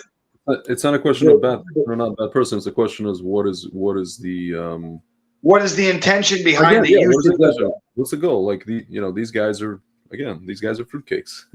We know that.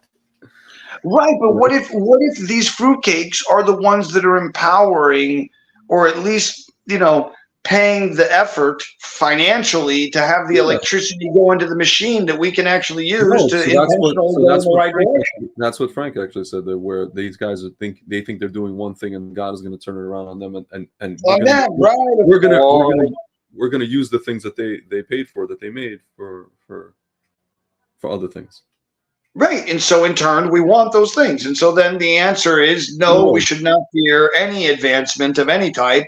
That all advancement is good, and all things are good. Advancement, no, but microchips in your skin. Not maybe. They're not a good thing.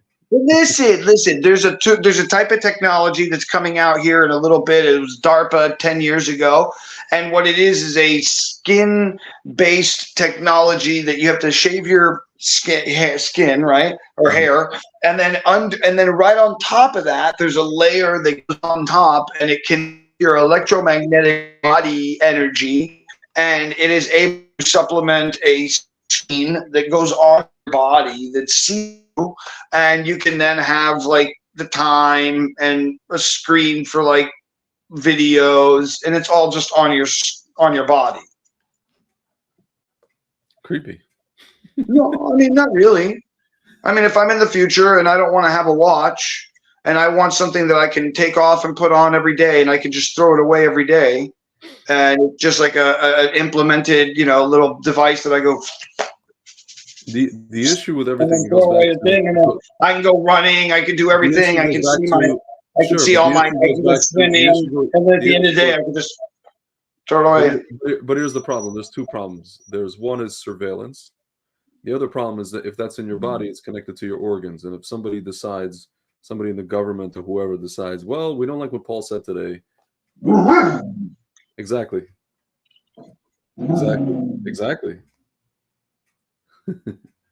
Moose agrees. The timing. No, that's actually the big dog.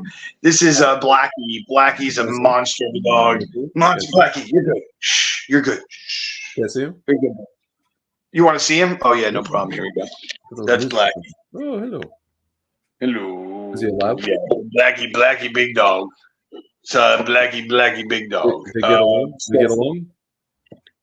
Oh, there's 3 dogs here, I think, actually, and they all lovingly, beautifully, they do quite well. Blackie and Moose, unfortunately, had a bit of a thing. Oh, he's gone, folks. Paul has gone. Bye-bye. Well, I think I'm gonna. Oh, there he goes back. I gave him some time. Hello, sorry about that. Yeah, there we go. But at least we're synced again. Yeah, unfortunately, Blackie, when he first met Moose, had a bit of a little temper tantrum with him, and he actually bit him. I don't think he did it on purpose, but just territorially. And it was really sad because then for the next couple of days, he was actually really sad about it. The big dog, and you could see it in his just demeanor around me and around Moose, and it just made me feel like really sad for him. So I think and of course now they're good friends and they hang out all the time. And Moose is right here on the couch and he's right there, and sometimes they even lay down together. Whatever, they're dogs. Yeah. I think it was just a moment, So yeah, man. Somebody decides that Paul, they don't like what Paul said, and click, and your organ, But I mean, they're going to do that with CBDCs, aren't they? With just the money. If they control your money, they control your life. Same thing. Soon it'll be just like China. It'll be you can't travel here because you don't have the right credit score. Yeah. All of the things that are happening in other places will end up starting to happen here.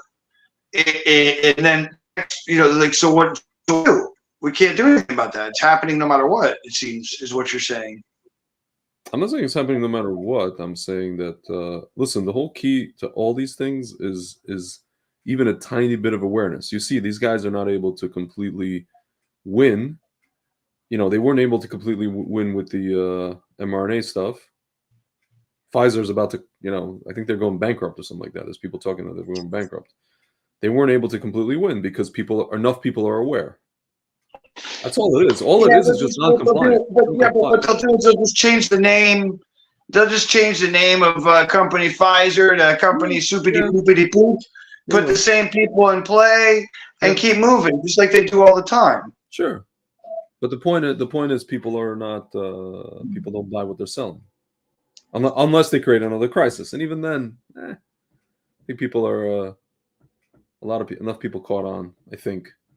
Now they're on to the next thing. Now they're on to Israel, and everybody has to look at Israel. Everybody has to, everybody has to be. In Israel, they're trying to pass laws. If you criticize the government at all about this whole situation, if you blame the government at all, if you say what I just said about the general, even some, you get arrested.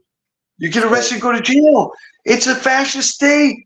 Yeah. It's the most fascist thing I've ever heard in my entire life. And this, who came up with this thing? I hate to say this. Who came up with this law? A guy like me, a guy with a kippah on his head. So-called religious guy. Dude, man, it's crazy. This is the stuff that the rabbis, before the creation of the state of Israel, there were a bunch of rabbis that were warning about this kind of stuff. They were saying they were worried that religious people would get so enamored with the idea of the state, and they would put the state above God and above the Torah. They would turn the state into something that's holy. And if something is holy, how dare you criticize it? Right. I mean, wow. I'm not criticizing the idea of it. I'm criticizing the people that are in it. Where a lot of them are not so holy. Specifically, the people that want to dismantle it. So, I can't even say that. I go to jail for saying that. Wow. I go to jail for criticizing the enemy of the guy that made this law. Wow. I'm not criticizing him. Wow. I'm criticizing people that want him gone out of power, and I go to jail for that.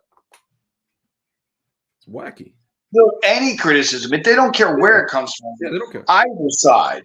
They just don't want criticism. They just don't want because they think it's bad for unity. Bad publicity, bro. It's bad publicity. What they don't understand is that it's actually good for unity or good for the soldiers, because if we get rid of people who are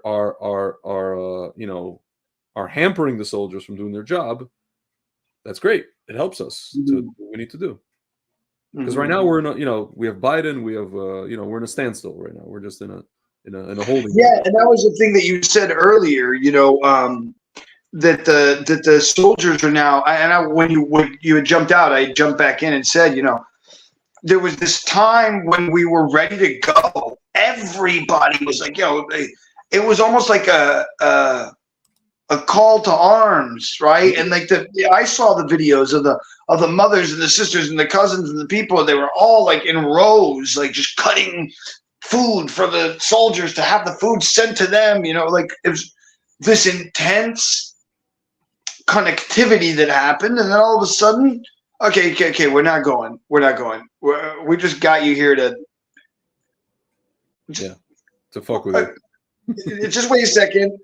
Thank you for being emotional and patriotic towards the Zionistic movement. Thank you. That's good. Now hold. Guys, what the fuck are we doing? Okay, because if we go forward, this shit's about to go down. Like, no, we might actually solve this. That's their problem. They can't solve it because they need. Listen, Netanyahu needed a reason to justify his own existence. You need an enemy. If you're the guy that claims to be Mr. Security, who are you securing people from? You need somebody to, you need an enemy. You need a boogeyman. If you well, I mean, they are a boogeyman, but if you kill them, then you're like, who else are you? Okay, so now we have peace. What do you do? There's no more industry. There's no more military. You just put a big dent in the military industry of America primarily. Like, and now they're here with their flotillas, the U.S. Navy. So you think that it's all a show because you don't think that the United States actually wants to go to war? No, meaning if they have to, they probably will, but they're just saying like, or they'll send some, they have like what, the 2,000 Marines or whatever it is that they could put on the ground or something like that. Yeah, here's my go to this. If the United States in any way, shape, or form hits a go button in any way, shape, or form, like real go button, not just hey, we're taking some ammunition over there, so don't touch those people because they're nice Jewish people. We're gonna save the Jews. Like, not that bullshit, but I mean for real. Shakak, let's go, to the game.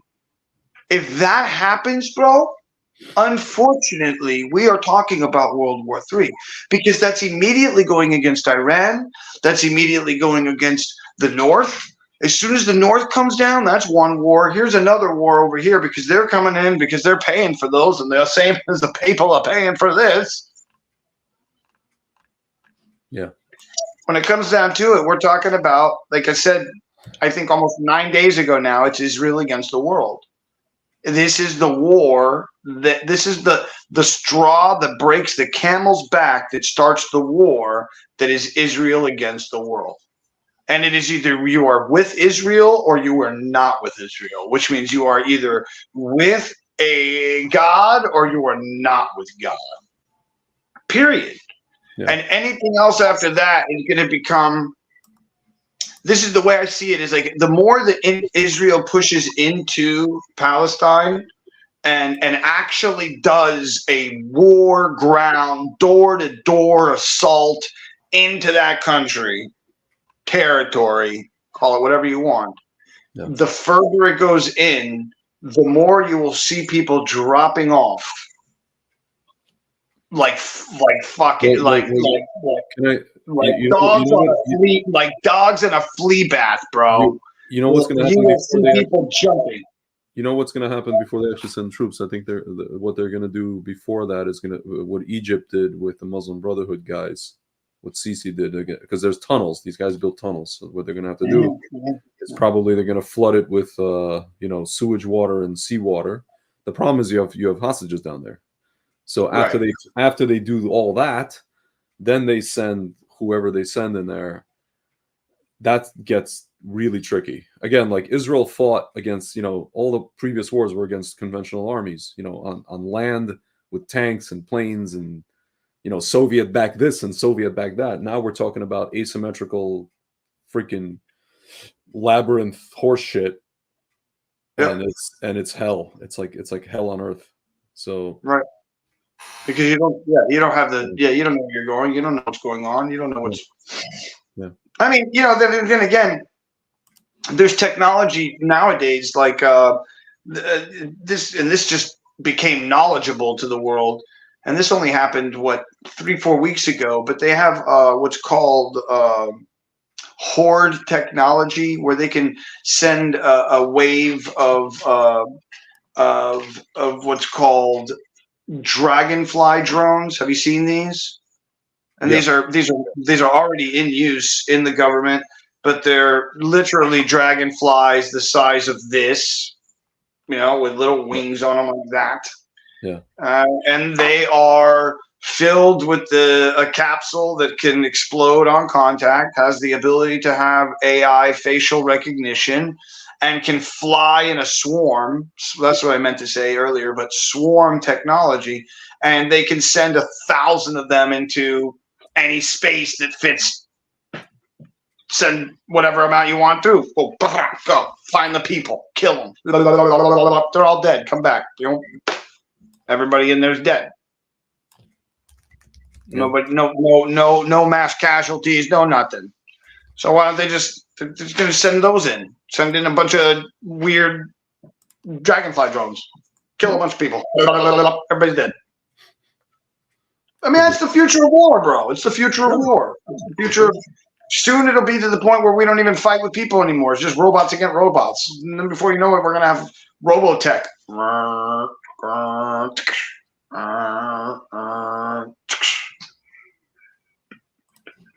Yeah.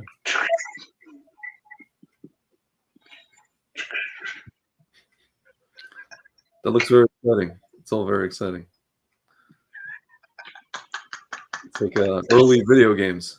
Yeah, exactly. The one that you used to play with the plastic. Yeah. It was on the floor with the robots, and you just had to hit his head. It is. Oh, there you go. Biden is going to give $100 million to Gaza and the West Bank, to Gaza and yeah. That's 100. How much? He just gave $100 million to Hamas. What's that? It's 150 million. Nothing. It's nothing. It's what? We eat that in a day. I'm just saying he gave it to them. But I'm saying like they'll eat that in a day. No, it's like saying, okay. What I'm saying is that's going to rock. We just paid for the war for in your country. That means we paid for 15 more days. Something like that. This is astounding. I mean, it's not divvy the money amongst yourselves, folks. Get rich while this war is going. Hurry, go. Come up with something. Don't you have a nonprofit you should spend your money on to give money to the people who need money right now? Don't worry, we'll give money too, but make the nonprofit. Wink, wink. Yeah. Well, sir, I think we covered everything. How much money was lost during COVID that was appropriated money for to help that ended up disappearing somehow? Wasn't it like $7 billion, like $4 billion disappeared? Talking about all the PP, whatever it's called, the PPE, the PPP loads or whatever. It was the 25,000 or whatever. There was tons of money that people just stole money straight up, and they became rich off of it. And you don't think that that's not going to happen here? Of course. That's all I'm saying. Yeah, of course. So my question at the end of this, bro, because I need your help here to help me understand something. Mm-hmm. When do we get to a point where we go, we need to stop going forward? Like, when does that happen? Or are we just so stupid as a human race that we're just going to wait for the atomic bomb to go off and we're just going to point a finger at it as it's happening? Like, wow, they really did. Well, I think people already got what's called a, in Kabbalah, it talks about breaking of the vessels. With this event, people got a wake-up call with this whole beheading stuff. All of a sudden, these so-called liberal people, even people in the kind of the liberal world, are saying how horrific this was and all the rest of it. People getting wake-up calls, incrementally, because a lot of them are asleep. But it's gonna have to happen incrementally. Do you think we're going to go forward in the push? Do you think the push into Gaza is going to happen? I can tell you this: if they don't do it, listen. Because that's what they were saying in the United States. Hold on, in the United States, they were saying they're going to do a door-to-door campaign just like they did in Fallujah. They're going to go from each house and they're going to take out one by one from the Gaza. From north to south to this one line, whatever area they said, and they're going to go through that entire space. And now they just have them sitting there. Their morale is down because they're no longer getting to go to war. And, what do you think is going to happen? Do you think that because we're still at that same spot? What do you think is going to happen? Again, most of the people in Israel, even the people who are like not big fans of this government, are in such, that most of the people who were killed down there in the south are left wing, non-religious people. From the people that were at the festival. The victims. So what I'm saying is, like, the entirety of Israel right now, most of Israel is what is it called? Wants this to get done. So that's it. So it's even the non-religious, it's everybody. It's not just one group of people that are pushing this button, not just the military, not just the religion. It's everybody going, you know what? Go fuck yourselves. We're done here. Yeah, because no, it can't stand. It's like people saw what happened and it can't stand. They are embarrassed. People are embarrassed. They're like, even the people who are like against religion, whatever it is, they know the history. They remember their parents or their grandparents served in 1967 or 73. They know the stories of how Israel, beat back 5 armies in 6 days and 7 days, and they're just like, where the heck is that? And we're not even talking about like, some of the people there are like, well, we don't even want to take over land necessarily. We don't even take back Gaza, but we have to do something. We can't do nothing because this is like, I don't know. People they have grandparents and great grandparents who were in the Holocaust. To them, this just everything came flooding back when they saw these scenes. Right. Oh, it's like Auschwitz, or they're like, oh my God, like we're gonna have another. Just on a simple level, we're gonna have another Auschwitz here. We're gonna let this stand. Now that we have an army, if we had guns, we could have fought back the Nazis. We didn't have guns. Now we have guns, and we're still not doing shit about it. That's what like 90% of Israelis are saying. Like, wow. So if the government doesn't do anything about this, listen, Bibi just tweeted out an hour ago, the nation of Israel lives. We're not going to be, we're going to win. This is Netanyahu, Bibi Netanyahu. You're saying. Yeah. So I'm assuming that he means that once Biden's plane takes off, that it's it's go time. But I don't. Listen, man, I don't know. It's just like. And this would be a perfect moment to kill the president of the United States. Dude, I don't know about kill anybody, but by the way, Frank wants to come on. He's asking to come on. Oh, what? I've been wanting you guys to be on here forever. You understand. You please understand. We're now going into like the 2 to 4 hour mark, and I'm only going to love this even more because of that. Yeah. Tell him to jump in. Send them. Did you send him the link? No. I think I can't send them a link. Only you can. No, the link that I sent you on Messenger. Oh, please. Yeah. Yes. Send him that link, and that'll bring him right into this guest spot area. And then let's see if we can bring him on together. That would be dope because I think we can do up to 10 people supposedly. I think it's. And I think we can do up to 4 people live. If you're paying. Liz Harrison, yeah, I'm paying $45 a month, so I'm the highest tier there is. And with that, let me take a bit break real quick. Ladies and gentlemen, this is On the Road in the Waves and On the Other Side with Paul Carpenter. That's me, and this is my guest today. This is the Honorable Zvi Livshits, my good friend. I've had him for years in my life, and an absolute gem of a human being. And he is one half of the Truth Fanatics, which is a podcast that now has over 195 episodes.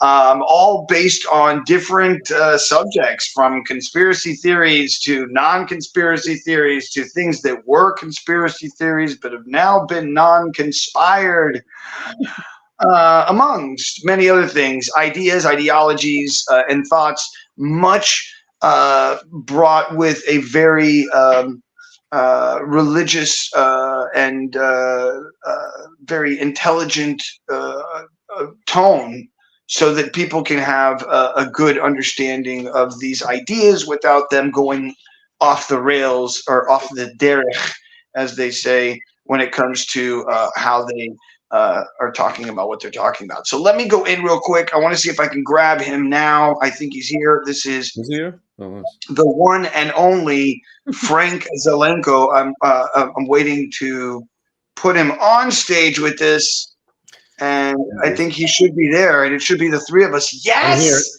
we've done it. You're here. He's here. This is Frank There's Zalenko. another one in Australia.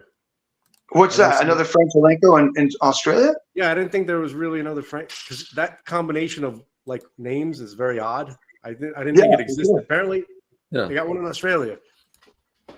Huh. But you're not the guy from Australia. You're the guy who is somewhere in the United States. I'm an entirely different guy. Okay, that's good. That's good, because then you would be in a totally different place. Okay, so if you would not mind, Frank, for those who do not know who you are, do not know anything about you, could you please give us a little bit about who you are, where you come from, and what you do? A little tidbit. Thank you. So, in other words, what is it that I do here, as my friend Greg likes to say? Right? Yes. I yap a lot. I'm a big mouth.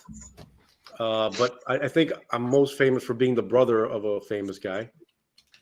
You know, like in the tradition of Frank Stallone and, you know, Charlie Murphy, although much less. Charlie Murphy, at least, you know, he had a stand-up career, right? He was like actually funny too, right? Yeah. Who else? Who's that? Who's another famous brother? Ted Kennedy? Yeah, no, he's got a few of them, yeah. Anyway, so what I did during COVID is I was my brother's secretary. My brother is Dr. Zev Vladimir Zalenko, or Vladimir Zev Zalenko. Okay. He saved the world. He came up with a protocol to successfully treat COVID every single damn time. And those who followed his protocol, all the other doctors that followed his protocol, had the same results that he did. So my main function here is as a witness. That's it. I was a witness to my brother saving all of his patients. And how do I know that? Well, because, you know, I was a secretary, right? So I was the only one. I took the calls from the patients trying to get an appointment with him. And then, so that means I spoke to them when they're sick. Then he talked to them, and then he told me what to send to the pharmacy for them, right? And so I spoke to them while they were getting their medicine and while they were taking it, and then afterwards when they all got better. Okay, so that's who I am. That's my function, is to tell people that what I am obligated to say. I consider my perspective on this absolutely unique. I don't think any one person has seen as much success of my brother's protocol as me, including my brother, because I'm the one who spoke to them by far more. You know what I mean? Like from all the conversations with each one of these thousands of patients, I had like 5 or 6 conversations with each of them. So I don't think even my brother knows how successful he was. So that's how I see my function. That's who I am. So the question to both of you guys is, how did Truth Fanatics start for you guys? What was that? What was the impetus in that? Was it just from regular conversations, and then just all of a sudden happened? So Greg, let me take this one, please. Okay, so so I saw him. He was a big shot on Facebook before they canned him. He had 35,000 followers. And he was talking about what was going on in COVID. He's a buddy of mine from New York. I hadn't spoken to him for certainly over 10 years, probably 15 years. But I saw him on Facebook because he's talking about Jewish stuff. Because the last time when I saw him in person, I didn't see him involved with Jew stuff that much. And all of a sudden he's Jewy, okay, which is great. All right. So, and I'm like, oh, okay, look at that. This guy, he's in Israel. He's promoting the, wine that's being grown in the Holy Land, in the biblical parts, the parts that are the most contended, obviously, right? Contended. So anyway, and he was talking about my brother's protocol, and I was happy because most people that you see, like, on some kind of media were shitting on my brother and his protocol, right? Out of nowhere, literally, for like no reason. It's not like any of those people ever called us and asked, like, well, how, they could have called and spoken to the patients, my brother. That those people are still alive.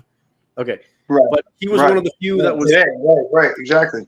Yeah. He was one of the people that was promoting it. And I was like, oh, that means he has some kind of intuition. That's good, because but when he was describing the protocol, he made like a tiny little whatever. He's basically saying it correctly, but I wanted to clarify one little point. Okay, that's why I reached out to him, and then we started talking. Okay? Right. And so basically, our conversations were like, we're trying to understand, mainly about the fact that Israel, how could Israel, the government, listen to me, not Israel, the people, and not the land, and not even the fact that there is a government, but this particular individuals who stuffed themselves into the Israeli government, how could they be trying to kill the whole Jewish population of Israel when I know for a fact that they know that my brother's protocol works. I know that for a fact, that they know that they used it, and that they know that his protocol works. Why would they be pushing something else? Right. Why would they push for something else when we know for a fact this works and he's already done it?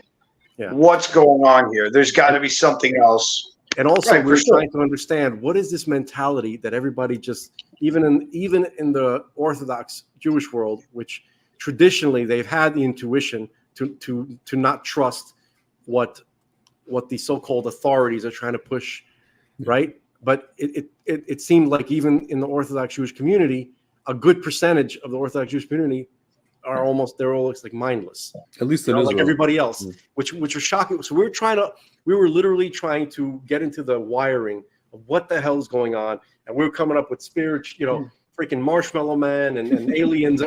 We got everywhere. Invasion of the bodies. We're trying to find out the answer with humor, but also. And so wait, so this is how, and this is where Truth Fanatics was like, you were already recording at this point. No. I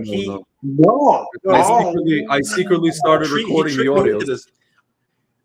And look, you see, it seems weird, but I don't see myself as somebody who should be in front of the camera. I should be the assistant to the key grip. That's where I belong on a movie set. You understand? But he tricked me into. No, what happened was it was just resemble a famous guy. It was just audio. At first, it was just audio, and I the first episode I recorded because I was just like, this sounds like it could be a podcast. So I just started recording it, and I said, and after we finished talking, I'm like, dude, by the way, I recorded this whole conversation. Can I post it? He's like, you bastard, and then he's like, fine. And then the first, I don't know, I should have the strength. I'm like, whatever. And then the first 60 episodes, we had a completely different name. It was called Let's Be Frank, and it was just audio. His idea. I would just post the audio. Yeah, because let's be frank. No, because it's Zalenko guy's an egomaniac. Because it's catchy. That's what I did it, not because and it was just audio. And then I kept trying to convince him, like, dude, we're gonna have a bigger audience if you show us your face. And then so finally, but what did I say to that? I'm like, I don't know. If they see my face, you may have a lesser audience, right? Like a lesser. If you mean by lesser audience, like trolls, yes, then we have a lot of. No, I mean like less people. I know. Yes. So what has happened? Has your audience? Let's start even go there. When did Truth Fanatics become its thing, where it's called Truth Fanatics #1? When did that happen? I think it was I don't know. It doesn't matter because the only thing that changed was the name. Like really, the show is the same show. Yeah. From the point that we started, same exact thing. Okay. And at that point, you guys are rehashing old conversations you had before on the because you were talking about all of these different. Sorry, I don't mean to cut you guys off. I'm just trying to find out more. You said you went through all these different ideas like aliens and this and that and the other. Yeah, Was that we went through these conversations? Right. Is what I meant. So go ahead. We were, when I say aliens and Marshmallow Man, yeah, we talked about that, but that's not what we spoke about most of the time. Most of the time, we tried to come up with, reasonable, conventional. And then, when you get to the point where you run out of anything reasonable or conventional, or even, even like conventional in the spiritual sense, you're like, there's literally moments where it's like we're like 3 hours into the show, right? And we spoke about just like some Torah concept and people's psychology and all this kind of stuff. And then there's like there's like a pause, and then Frank goes, "So UFOs, huh?" And then he sends me a link from like UFO Twitter where these guys are disclosing this and disclosing that, and we talk about how that's connected to Torah. But wait, hold on, because I think that there's something that's really kind of funny there, but yet at the same time, it's not so funny because it may be real, and I don't mean UFOs, but I mean that there is something, a layer, a veil, a something that's there.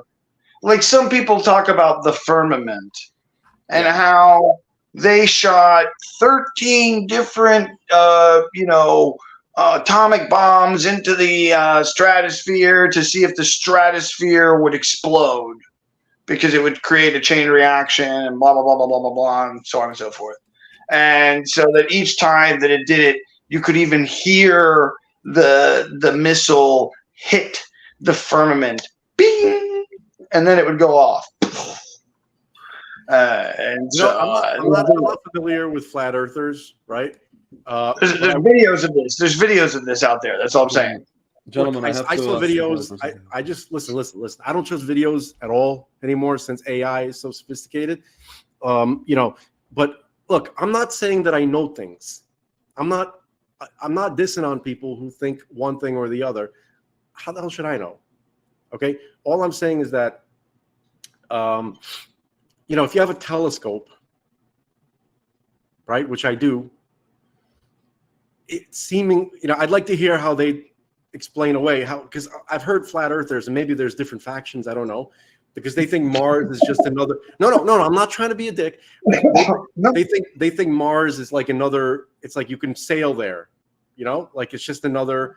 But I don't know, like, so why can you see it in the sky? It's clearly there's no body of water connecting us through through what most people call the vacuum of space. I'm not saying it is, okay, but I'm saying a telescope really is something which kind of throws, you know what I mean? Like, so that's one thing. The other thing is from what I've seen in the Torah, which is my primary authority on reality. Okay, there's multiple places that say that the world is round. Even in the text of the Hebrew Scripture itself, the sphere of the earth, the circle of the earth. In our oral tradition, it talks about the earth being round. Okay, so, and then there's other people who want to use allegorical language, so it's clearly allegorical, and take it personally, because when it talks about the corners of the world, right? So this is symbolic language, right? So is this to represent on the tzitzit, the 4 points on the corners of the garment and the corners of the? So I'm just asking because I feel like that the word is I think the word is the same, because the corners, see, the word that's normally translated as corners is actually also translated as wings. It's also used as wings. Kanfe is the word that you're talking about. So, and then this says kanfe ha'aretz, meaning like the corners of the earth or the wings of the earth. So some of the stuff, even, people understood even in those days, it wasn't meant to be taken literally. You understand? Like this is the way the language, it worked. And not just with the ancient Hebrew, but if you go to, like most of the ways of expressing themselves in the ancient world, part of the expression was to use symbolic language, which, if you went to an ancient Israelite or even to an ancient Egyptian, like, oh, so the earth had wings, and like, what are you, an idiot? Like, that's what they would say to you. You understand what I'm saying? So people, everybody would sound like Don Rickles. Like, what did you say? Like, so, right away, like they wouldn't. Anyway, so basically, I think that, I don't know, man. The truth is, when it comes down to it, I don't know. But the Torah seems to say that the earth is round and that it's ball, it's a sphere that hangs within a, within a medium, right? It actually describes it. If you stay true to the grammar of the Hebrew language, of the biblical Hebrew language, that's actually what it's describing in the first chapter. I don't think we have time to go into that, okay? But if you, the key is learn the grammar itself is more important than the message, because the grammar is where all the information is hidden within. Because otherwise, everybody just goes ahead and interprets it in their own way. You know what I mean? Like without, and just so you understand, without the grammar of the Hebrew language, we wouldn't even have a written Torah. You understand? We'd have to have an entirely separate conversation to explain why that's the case. So okay, let's thank you for all that info, and it's good. But Frank, the next thing I'll bring to you is something that me and V were already talking about, which is this idea, and he said that you would know much more about this, and that maybe you could help blossom the conversation a bit more, and that is, there's a part of me that is like turning into a transhumanist, right? Where I was like, I'm totally like cheerleading transhumanism, because I see that on some weird level, the only way for me to be able to become conscious light, quote unquote, that I can think and see ideas and give them to you without having to do much more than just think it. Right? And then it immediately.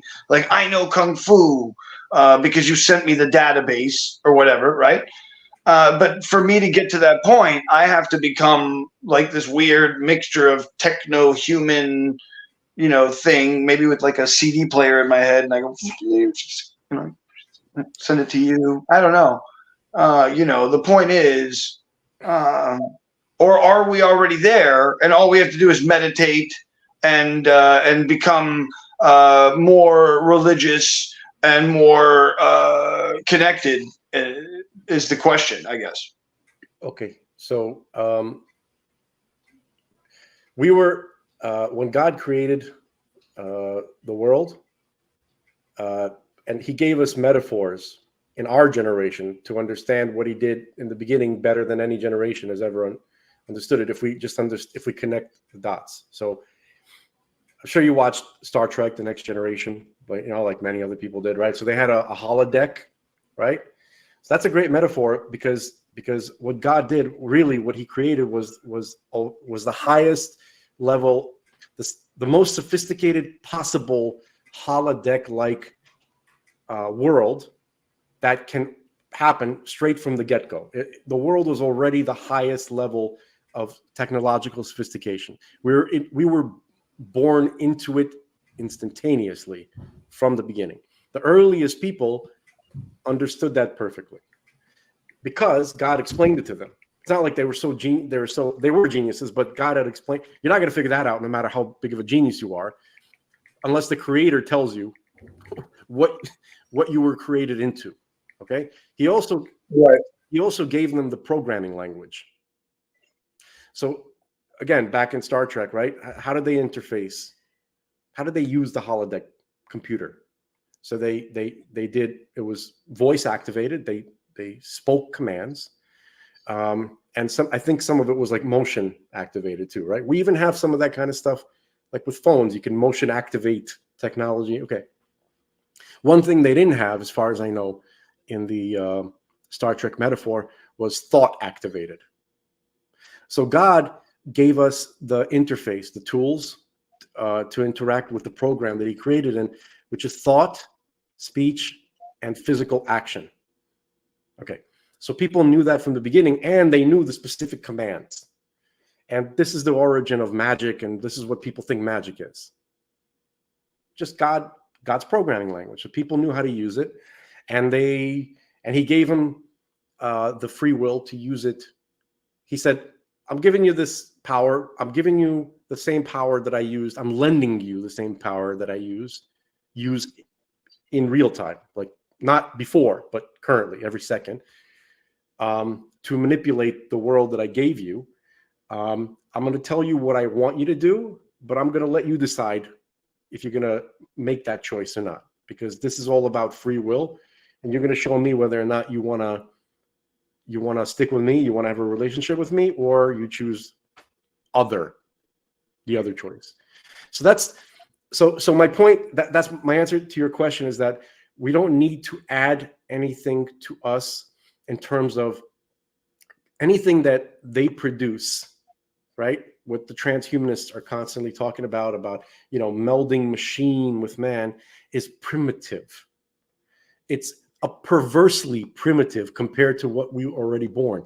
Anything that they do is not to help you, but to block you from being able to access what you were given naturally.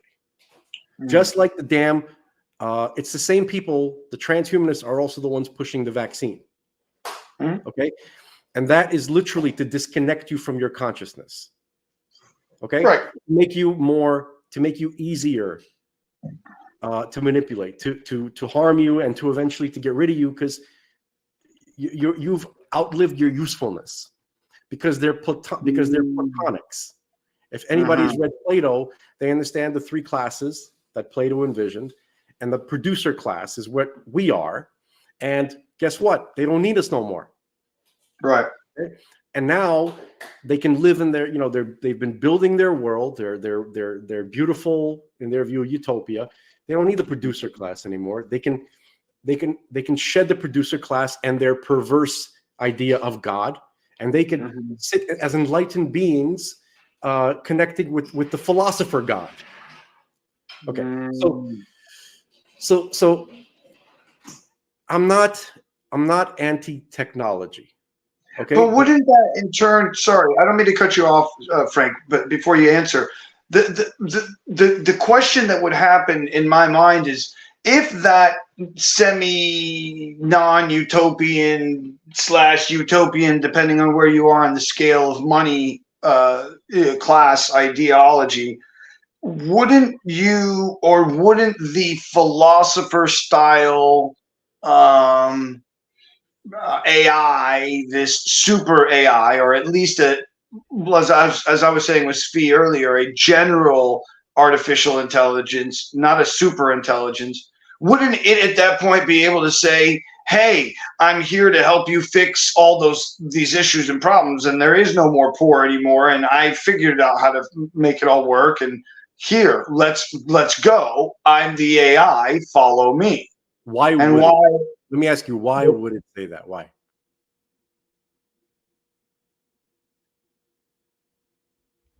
For its own understanding of being able to give to more. How about this? What if the people who are building this AI, who are clearly, and I've studied them, like that fella Gertzel, all the top names in AI, okay? Even Ray Kurzweil and all these guys, okay? Before Ray got real weird, before he went to work for Google, right? Yeah. So, and I've been keeping track of these fellas, because I myself was, 15 years ago, I was hopeful that this. So, but what I noticed is that all these guys are big in promoting what's killing and destroying people, and what if they are trying to resurrect the body of the original primordial serpent? Just hear me out for a second, okay? Call this speculation. This speculation. That's what we do. We think it's informed speculation. Okay. So it says where were the supposed curses that were discussed, to Adam and Eve and to the serpent, because you did this, such and such. Was that chapter 3 or the beginning of chapter 4? Right in the beginning, right in Genesis, okay? In the beginning where God is telling them the repercussions of the tree, of messing with the tree, okay? So to the serpent, he says, dust will be your food. Now, he says a bunch of stuff, but the word for dust is afar, okay? Afar is dust or sand, sometimes dry earth, okay? That's silica. It's mostly silica, okay? The serpent is called the nachash in Hebrew. That's just translated as serpent. But there's several words that are related to the root, to the same root in Hebrew, because in Hebrew you have a root and then several words that are derived from this root, which if you don't know Hebrew and you're looking at a translation, you won't tell the connection. But the word nachash, which is generally translated as serpent, and the word nacheshet, which is copper, come from the same root. Did you say copper. That's right. Copper. That's right. And then you have minachesh, which means it literally means somebody who is a master at messing with your mind. People don't. When you translate it into another language, sometimes they say a wizard, a warlock, a charmer, or something. A master manipulator. So we have silica, we have copper, and we have master manipulator. What does that sound like to you? Where does the majority? What's copper used for in this world for technology? Everything, essentially anything electronic, copper, and then silica, right? Are the two primary materials that are used in what we call the technological world. And what is it used? What have we seen it used for primarily? To manipulate the minds of people. Okay. So it's pretty fundamental. Okay. So ultimately, the attitude that I've seen that should be had towards technology is the following. There's this idea which the Jewish sages have brought down. It's called the Sitra Achra gets it first. Okay. Greg knows all about it. I would even assume that you might have even mentioned it in this discussion. No? Have you mentioned it yet? I didn't say that phrase, but I did tell Paul that these guys are going to try to do what they're going to do, and then God's going to step in and just, we're going to not co-opt it, but we're going to use what they built for the Mashiach era, so to speak. But they're the ones that are running ahead of the pack, as it were. But I forgot about that term. Yeah. Okay. The term actually, the idea obviously is brought down by the sages, but the English phrase itself, the Sitra Achra gets it first, seems to come from, was that Rabbi Kessin or Rabbi Bax? Whatever. So the point is that this idea that when Mashiach, when the light, there's this term called the light of Mashiach, which is actually synonymous with the initial light that God created on when it says, and God said, let there be light, right? So light is a metaphor for data. That's what light is. It's information. It's knowledge. Okay. So this particular knowledge, right, which God created on day one, okay, he withdrew that. The light that we have now is the light of the sun and the moon and the stars, which was day 4. But the original light that he created when he said, let there be light, is what we today call the light of Mashiach. The light of Mashiach, God gradually begins to return it in waves, in stages, in the end times, towards the end. Technology is one of those, is an aspect of the light of Mashiach. Okay. But because the world,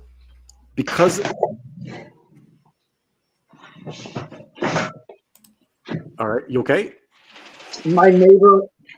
Go. No, wait, hold on. There's people there. I don't know if she's okay. Hold on. There's 2 women. She seems to be okay.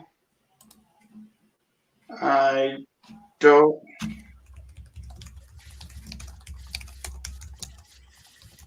That's your neighbor? Is that what you're saying? I don't know them. She seemed to fall down just now. I mean, she seems to be okay. She's being assisted. There's people there. It's not like she's by herself. I'm not, I don't want to. Somebody helping her? Somebody helping her? Yeah, there's people there. There's two women helping her out. She just seems to have fallen over, and she seems to be okay. The other woman's there, gave her a napkin. They're giving her some ice now. She seems to be taken care of. Thank God. Yeah, it was just a kind of, it frightened me more than anything else. We close the window. We don't know what's going on, and we move forward. She's perfectly fine. She's not hurt. Thank God.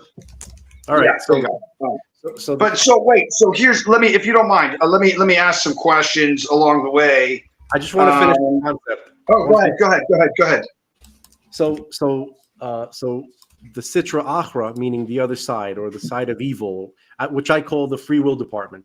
Okay, we'll get into that, what that is, but the side of evil, they get the light filters through them first. Why? Because based on our decisions, humanity, and especially the Jews, right? When we choose to do things other than God's will, He gave us that choice, but that puts the other side in charge. Every time we make a decision to do something that God said, well, see this thing, I don't like that. You can choose to do the thing I don't like, but it does have an effect. It puts the Sitra Achra more in charge, in sense, seemingly. Okay. Sure. Okay, which means that whatever blessing God sends into the world, generally, it filters through them first. So these guys receive the light of Mashiach. They try to use it, manipulate it, okay, for their purposes, to control, to oppress, to dominate, and to cause evil. Okay, but eventually, once the justice system, the cosmic justice system that God put into place, when you get through all the details of it, which is very, very lengthy, eventually the knowledge filters down to good people. Okay, eventually we will benefit from the technology that evil people are creating to dominate us.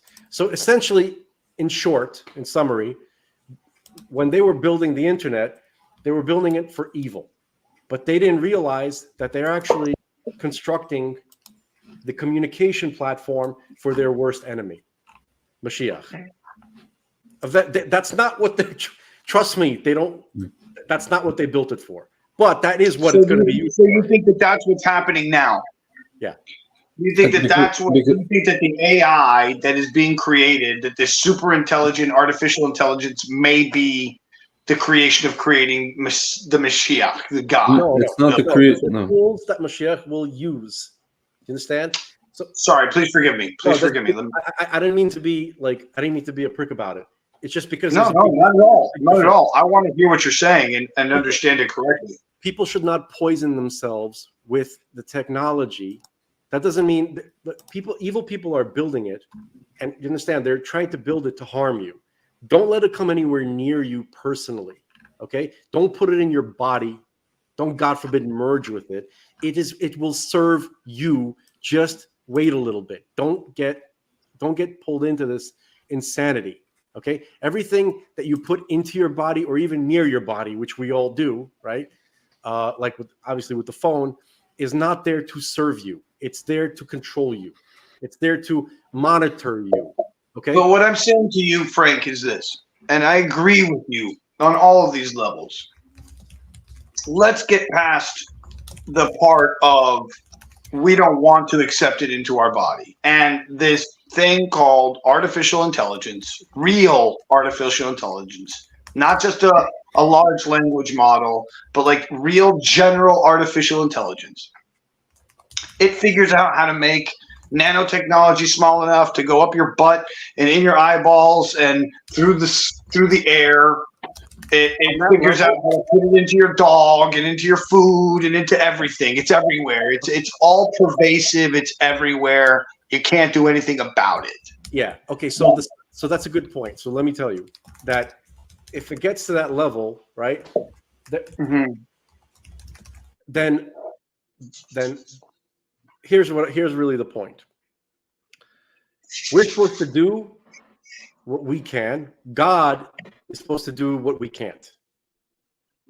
So basically, God has to, if that's going to stop, if that exists really, and I've heard of it, of course I've heard of it, if it really exists and it's ready to be deployed, well, we got to do what we can to stay away from it.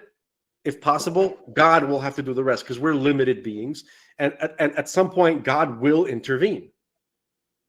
So you don't think that we'll ever get to? You think that these are all dreamscapes that are being created for us now? I think that for the time being, it takes that the furthest we might get to go is some augmented reality glasses that we get to put on nowadays and maybe play a video game, and that'll be the most that we're going towards the future. Here's another thing that I want you to know. What you just said. That's as far as they will allow it. Do you understand? For the average person to experience. That's what I said, Frank. Yeah. They want to keep you doped up and distracted with video games. Literally, that little, the young Mr. Burns. What's his name? Yuval Harari. He said, for most of the people, we're gonna have to. I don't know what we're gonna do. We're gonna keep them. It's gonna be a combination of prescription medications and video games. Yeah. You're not gonna get to. Whatever you guys are dreaming about out there listening who are fans of this technology, you think you're going to benefit from what they're discussing about? That ain't you. They're going to keep you busy playing video games. You're going to drop dead. No, for those who don't play the video games, for those who are the entrepreneurs, for those who are willing to jump through some proverbial hoops to prove themselves worthy of being within the showroom, at the very least, of this world, the question is like, you guys are gonna. If you want to be part of that world, you're gonna have to take it in the ass. You got to really, you're gonna spread your legs on that casting couch. Any other metaphor you want. If you want to be in the upper echelons, you really got to sacrifice your soul and God knows what else. Okay. But for the rest of you people who are normal, who even though you're distracted, and I'm talking about myself, I'm lazy, I got many character flaws, I'm distracted, and I got all the same proclivities that the rest of you do, okay? But at least we're not evil, right? Okay? So, and we're not gonna sell our souls, right? I believe most people won't, okay? So in order to be in, if you want to be with the globalists or whatever the hell you want to call them, I call them the Gnostic fruitcakes or the Platonics. Okay, they don't just let you in. You got to do some serious shit. Okay, so you're not gonna, but most of you are not gonna benefit from this amazing technology that they keep talking about. And if for you for the time being, the way to help them kill you by putting that stuff in your body. Obviously, the vaccine that they have been, certainly with COVID and who knows what else, that stuff has been going in your body, but they tricked you into doing that yourself. Okay, because Paul, if they would have done it, if they have invisible nanobots that can fly. No, I'm talking, this is what I was saying, Frank. Wait. This is what I was saying. Let's say in the future, in the next 5 to 10 years, this artificial intelligence that they have, which is way beyond ChatGPT-4 and whatever else we have in the world today that we get to play with, but they have the real shit. Right. If these people are playing the game that you're talking about, do they not have, at one point or another, the ability to create something that's floating around everywhere? It goes to everyone and everybody gets it. And then no matter what, we're all screwed. And then if not, they put it into the vaccine and then everybody's super screwed. So what you're describing, right, is if they get that. I've heard of this only recently, that there is something inside the shots that's some kind of, I don't know. My brother's been saying it from pretty much day one. There's patents. There's literally patents about tracking, biometric tracking technology. Tracking kinetic, what is it called? Wireless. Mining crypto. Also, people's kinetic movements. Also, structures, creating structures that can be manipulated wirelessly. You understand? You put a substance in your body that can be, this material that's in your body can be programmed to create structures at will. And it could transmit information about your whereabouts and about what's going on in your body to those that created this thing to track you. Okay. So at least that. Okay. Who knows what else? And how do we know which one of them have that? How do we know that which one does or doesn't? Does it? I don't know how to answer that. I'm probably safe to assume they all do. And to stay away from it. All of them. Especially, there's a lot of common sense that needs to come into play. Okay? Because who the hell forces you to stick something in your body for public health? Yeah. Public health is horse shit. The whole concept of public health needs to die. And those who push this idea need to die, literally die. Because the doctor is supposed to do what's best for the person they are treating. Okay? For the individual that they are treating. And doctors were saying, this may not be good for you. They weren't saying that, but this is what they were thinking. This may harm you. Yes, it may harm you, but it might be good for the overall population. Okay? This is the deepest possible evil. This is what Nazism was. Literal Nazism. Okay? So when anything having to do, any substance, any product having to do with people of that mindset is evil. Okay? That's common sense. Okay. Well, of course. I mean, no, I get this. But once again, let's move forward 5-10 years. We have an artificial intelligence. Okay. It's going to want to make us better. How would it do that? It would genetically alter us to make. I don't agree that it's going to want to make us better.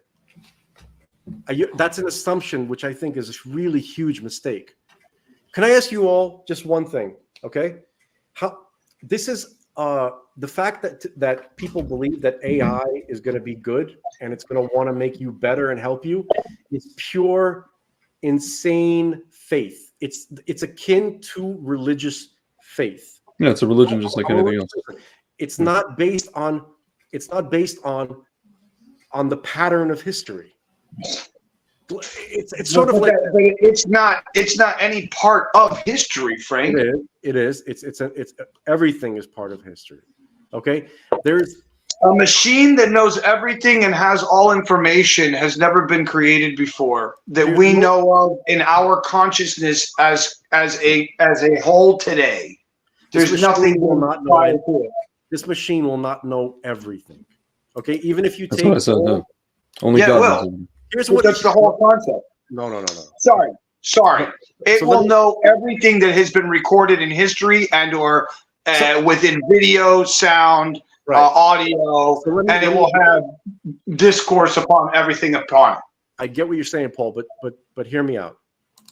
If you take everything that human beings, let's say there was a video camera and a microphone recording everything that has ever happened in human history, or forget even before human history, everything that's ever happened on the earth. That is infinitesimally nothing compared to the knowledge of what's out there and what the world really is. So the earth has been a history of literally of nothing but fuckery. Okay? So if you have a machine built on this, you have the ultimate machine of fuckery that has ever happened. You understand that? It is pure, it is literally evil. Okay? We need something that comes from the parts of hold on. we have not seen. Hold on, Frank. If even what you are speaking is fuckery, so is the, no offense here when I say these next words, because I don't mean it, but so is the Torah, and so is the Bible, and so is the Gutenberg Press and Picasso and all the other shit. It's all shit. Wrong. Absolutely Everything's shit. You Absolutely know? wrong. Absolutely wrong. Okay, so then The Torah if that's is the case, truly, the Torah is truly from outside. here's my point. If this thing, which is called an artificial general intelligence, is given all information, including all Talmudic scholars, all the Gemara, all of the Zohar, everything that's in the library of everything you have behind you, plus some, plus some, plus some, you're going to tell me that this thing that deals with wanting to know more and be more is not going to oversee all of that and say, oh, well, this actual information comes from somewhere else, and it's going to find its data to go try and figure it out, and by the time it figures it out, it comes back and realizes that it's supposed to be better for everyone. Okay, so I want to respond. So Okay. number two, two things. Number one, it would take a miracle for AI to be programmed to do that. In my view, the people who are, hold on a second, the people who are actually guiding the creation of AI will do everything possible to make sure that it stays away from the Torah or ignores it as insignificant or if it doesn't stay away from it, it's gonna make sure I to will like to say that it's gonna make I sure would that it like to pulls say, out the though- wrong. It's gonna make sure that it pulls out the wrong information or interprets. There's a it in second thing I completely wanted wrong to way. say. That's more Yeah, important. I want to say something before you add in that I tried to do a contest recently, which was find tefillin on any app that's out there that would be able to do a text to image, and there was no text to image app that I could use that said Jewish man putting on tefillin, Jewish man wearing tefillin, Jewish man praying with tefillin. Whereas if I go to Google and I write any one of those three things, they pop up immediately with exactly what I'm talking about, which is the square box wrapped around the arm and a head, and that knows what it is. But go anywhere else, it doesn't. Mind you, if I ask for anything else that would be a religious item in other religions, those do pop up. So that's a little weird. Moving on, what were you saying, Frank, for your second point? The second point is the most important one, and it's not my point, thank God, because that's why it's more important. So if you took all of the textual writings aside from the written text of the Hebrew Scripture, right?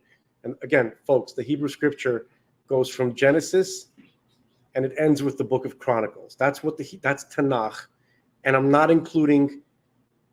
Listen, I'm just telling you what I'm specifically talking about. I'm not including the Christian Gospels or any other book. Okay, just the Hebrew Scripture itself. Okay, aside from that, the whole Talmud, right, and all the writings and all the commentaries, right, that it does not represent even a fraction of the whole oral tradition of the Torah. Everything that you will ever find that's ever been written in the books of the Talmud are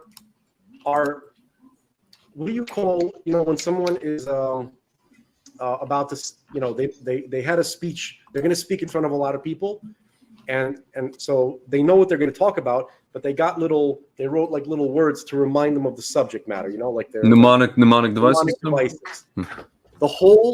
Everything that has ever been written about the oral tradition of the Torah is just a mnemonic device.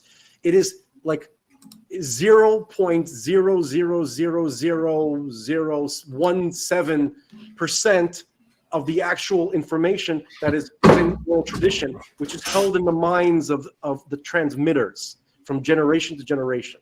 And the Talmud, when they open up a Talmud, it's just a memory aid. It's not the oral tradition. The AI cannot figure out the oral tradition by what we have written about it. You understand? Because it was like that from the beginning. The oral tradition was exactly that. It was specifically designed and meant to be transmitted from mouth to ear, from generation to generation, and so it was. So, but what about when this AI can hear things and understand it? It can visually understand things today in a way that it wasn't able to do only 8 months ago. Now it can literally, you post a picture to it, and it can tell you everything. It can. ChatGPT 4 has a new technology as of like less than 30 days ago that now allows it to see images, distinguish different things, change different things, create documents from just a picture that you scratch up. What about that? I want to answer you. So I believe that this is the primary reason for World War II, because what we have now in terms of knowledge from the oral tradition that we've had throughout the entire history, right? We only have just a fraction of it, even of our greatest scholars today, because our absolute greatest scholars were wiped out during the Holocaust. 95% of the true Torah institutions that existed anywhere close to us in the timeline were wiped out in World War II. Wow. Okay, so if AI that you're describing existed, before World War II, and it would have picked up on that, maybe. Not today, unfortunately. Okay? So you're saying that if it were to listen to every Torah scholar, if it were to know all the information from every audio, anything, it would never come to the understanding that you're talking about. No matter what. Those repositories were killed in the Holocaust. Yeah, and those. How do we know? There are 36. There are 36 men left on Earth. No. 36. But how can we not know then? Wait, hold on. There are 36 people, most of them men, okay, left on Earth, who can transmit the entire tradition. Okay, we have a tradition where we're called the Lamed Vavniks. Those are not available for public, and they don't communicate with each other in the three-dimensional world. Okay, they travel and they come and go to the higher levels of reality where AI has no no dominion. Okay, right. So God put fail safes into the situation to make sure that it's not lost forever, but it's not publicly available, and it's not going to be publicly heard or seen by AI. Okay, because remember, everything that's happening, God is still micromanaging every aspect of it, which is the toughest thing to swallow about having faith, for me personally, because when people have faith, they want to have faith in only the parts of God that they like, the good stuff. Oh, God helped me, He cured me, but who made you sick in the first place? It's all God. Do you understand? So, but the silver lining of that is that God will get His way. And even if we can't see, like, how, we can't see how are we going to get to the point where the world becomes divine and godly, Mashiach comes and people are going to change. Even if we don't see how that's going to happen based on the way things happen, it's still God's project that He's micromanaging. He has a couple of things up His sleeve that perhaps we, cannot necessarily recognize at this point and anticipate. Yeah, so then I go back to saying, how do we know that this thing that we're talking about that's so bad isn't the actual movement towards it? Well, I don't know if we're really disagreeing, because I said that eventually everything that the powers of evil are doing to oppose God will end up serving Him. So then, what are we? Well, it's not a question of that. It's a question of who's using it, and it's who's using it, and what the intent, what their purpose, intention. It comes down to intention. Yeah. Did we all just get one? Did it go worldwide? Monthly test. We got you. Where are you at? No, maybe I'm going to get one in a second. What are we talking about? They've been The doing these phones are being worldwide tested. checks supposedly with your phone, where you get these emergency Oh calls. yeah. Oh yeah. When they're trying to do And I have supposedly. my Faraday bag right here. Was that supposed to happen today? I didn't know. I don't know. Thanks, But- guys. Appreciate the heads up. I don't know. Anyways, guys, so Frank, what do you think? Do you think that this whole thing that's going on at Palestine, Israel, do you think that's the linchpin for the Third World War? Or do you think that the Third World War will never happen because of this idea that you're talking about? Messiah comes in no matter what. I have no idea. We have prophecies in the Hebrew Scripture, in the Torah, and they can all happen. So we know that our tradition says that there's different scenarios that can play out towards those prophecies. We could have the worst, right? Where it's the worst case scenario, where like 2/3, all that kind of stuff. But that does not have to happen. The bad prophecies don't have to happen at all, or they can happen in many levels of mitigation. Misery, right? Sure, sure. Got it. So from the rabbis, from those who are analyzing situation and who offer their speculation, their feelings, right? They say that when it comes to death, violent death, we've probably gone through the worst of it as a species in World War II. And from now, it's not going to be like conventional war of the way it has been historically. It will likely not be in that way, and it would likely be stuff like man-made pandemics and man-made attempts to kill most of the population, and then scare tactics to get people to do stuff to themselves. That's what they've been doing. That's been the MO of what I call the Platonics, the Gnostic fruitcakes. They have been orchestrating horror events to get people to do stuff to themselves. They're going to scare you and say, "Oh, look what happened.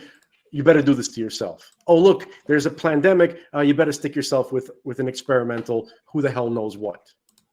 That's how it is. Right. It's about getting people to put themselves into a gas chamber rather than coming with an army to at gunpoint to put you in a gas chamber. You can't do that in America.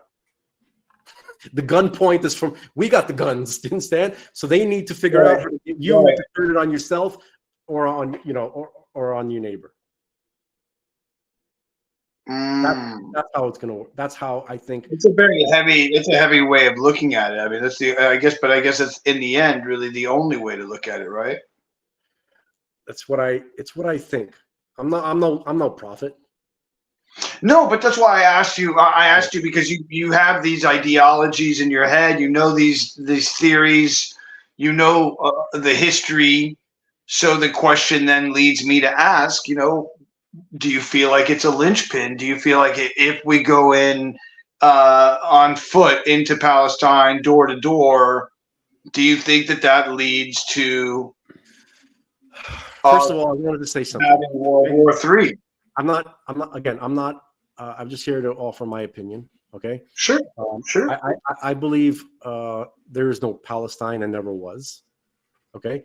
I believe that first of all, that Gaza is a project, okay, which can only be described as, for those of you who know Lord of the Rings, right, as an orc factory, which means if you know the story of Lord of the Rings, what are orcs, right? The god of that story didn't create them.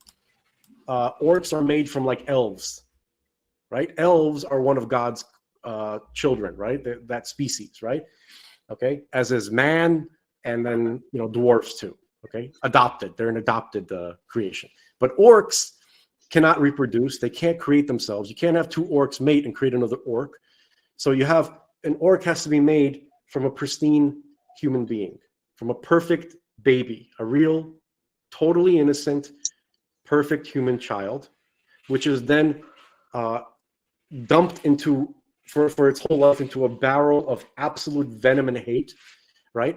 Horribly abused, and then used as human shields, and used as Gaza is the most evil place on earth right now because of the project that's going on there. That culture is a project which was designed and funded by the globalist entities, which are trying to kill us all, by the UN, the European powers, and the evil within the American government that is funding that, and to make sure that it proliferates. Okay, and they use those people, turn them into orcs. Then the orcs take the pristine children that have not been turned into orcs yet, and use them as bulletproof shields, or use them as photo ops. Okay, it is the most evil thing that has ever existed in the history.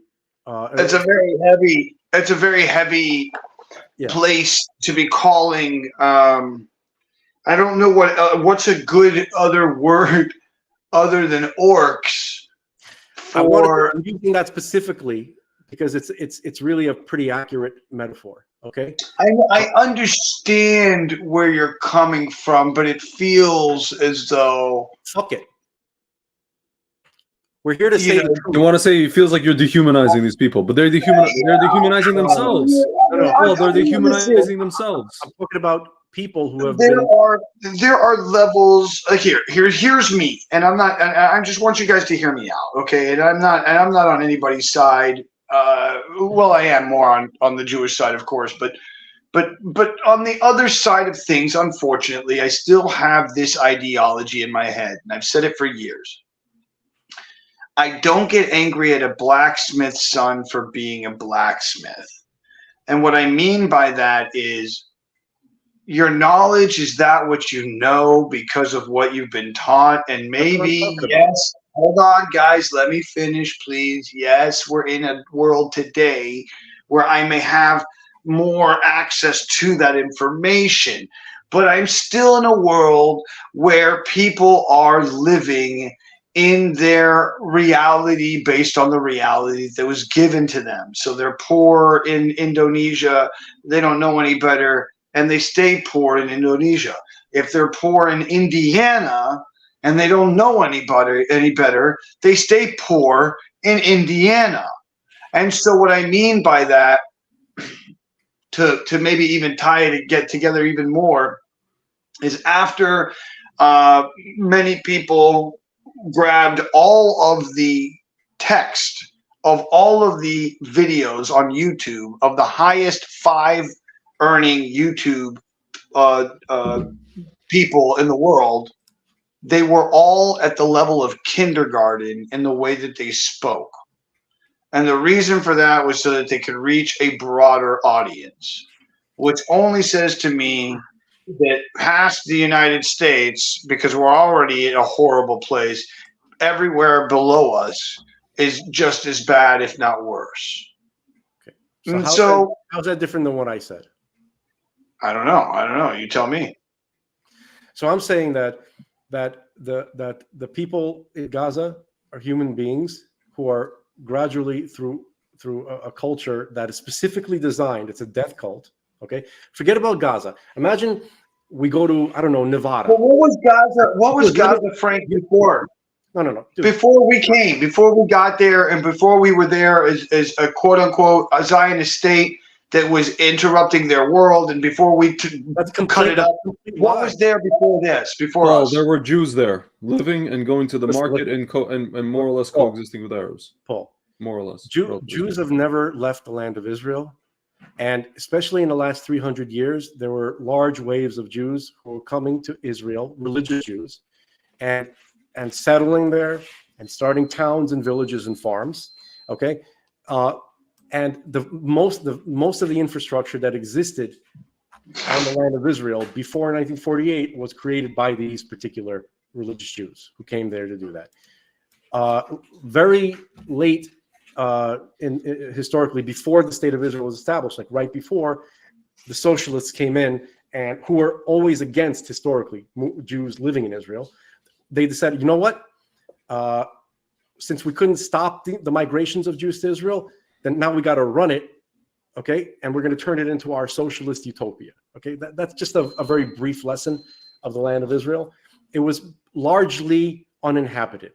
If you want to know what Israel looked like, not too long, relatively speaking, before the turn of the turn of the century, so Samuel Clemens, Mark Twain went there and he described his journey, what he saw. He went to all, he traveled the land. He'll tell you what was there. Okay. So most of the Arabs who are there now came after the Jews started coming there and creating an economy. Okay. So there were Arabs that lived in Israel. Okay. Most of them were Bedouins. Okay. And then you had several little kind of tiny neighborhoods, not that tiny, right? Where you had affluent Arabs who had homes and apartments there, but they didn't even live there most of the time. Yeah, they live in Egypt. A lot of them live in Egypt, and in Syria, and Lebanon, and Saudi. You've had Arabs who lived in there. Some of them who go back 600, maybe even 700 years. That does, but it's not. It's a complete lie what they're saying right now. No. I know this sounds stupid to ask this question, but how long has the building that is the Dome of the Rock, the actual mosque? That was during the Caliphate. AD. Sorry, 692 AD. So how long has that building been there? 692 AD. Since 692. It was rebuilt at some point. There's a whole history of it. People think, by the way, that they call it Al-Aqsa. Al-Aqsa is not that building. Al-Aqsa is there's a gray building, not far away from it. And if you speak to Mordechai Kedar, he'll tell you that Al-Aqsa, the name Al-Aqsa, the actual mosque itself from the story of Muhammad, is not even there. It's in Saudi Arabia, in a place called Jirana, which is because Al-Aqsa just means the further mosque, and then Al-Adna is the closer mosque. If you're talking about Muhammad's journey in Saudi Arabia, he went to the closer mosque and then he went to the further mosque. So then they transposed that to the story with him in the donkey, the flying whatever. Why? Would you like to know why? Why what? Would you like to know why he did that and who did that? There was a sultan, caliph. No, it was a sultan who lived in Syria, who wanted to make his area more prominent. Yeah, and he wanted to create another location for pilgrimage for the economy, for his economy, to have, you have pilgrims come there. Oh, so we're going to have because the Caliphate was in Damascus, a mini Mecca. We'll build it on the Dome of the Rock, on the Temple Mount. Yeah. And also, and most people are going to contend this, but there seems to be some evidence that the actual mosque that they built, which we call the Dome of the Rock, was actually built for Jews. Yeah. They call it Beit al-Maqdis. Actually, I thought sorry, please forgive me, gentlemen. I thought that the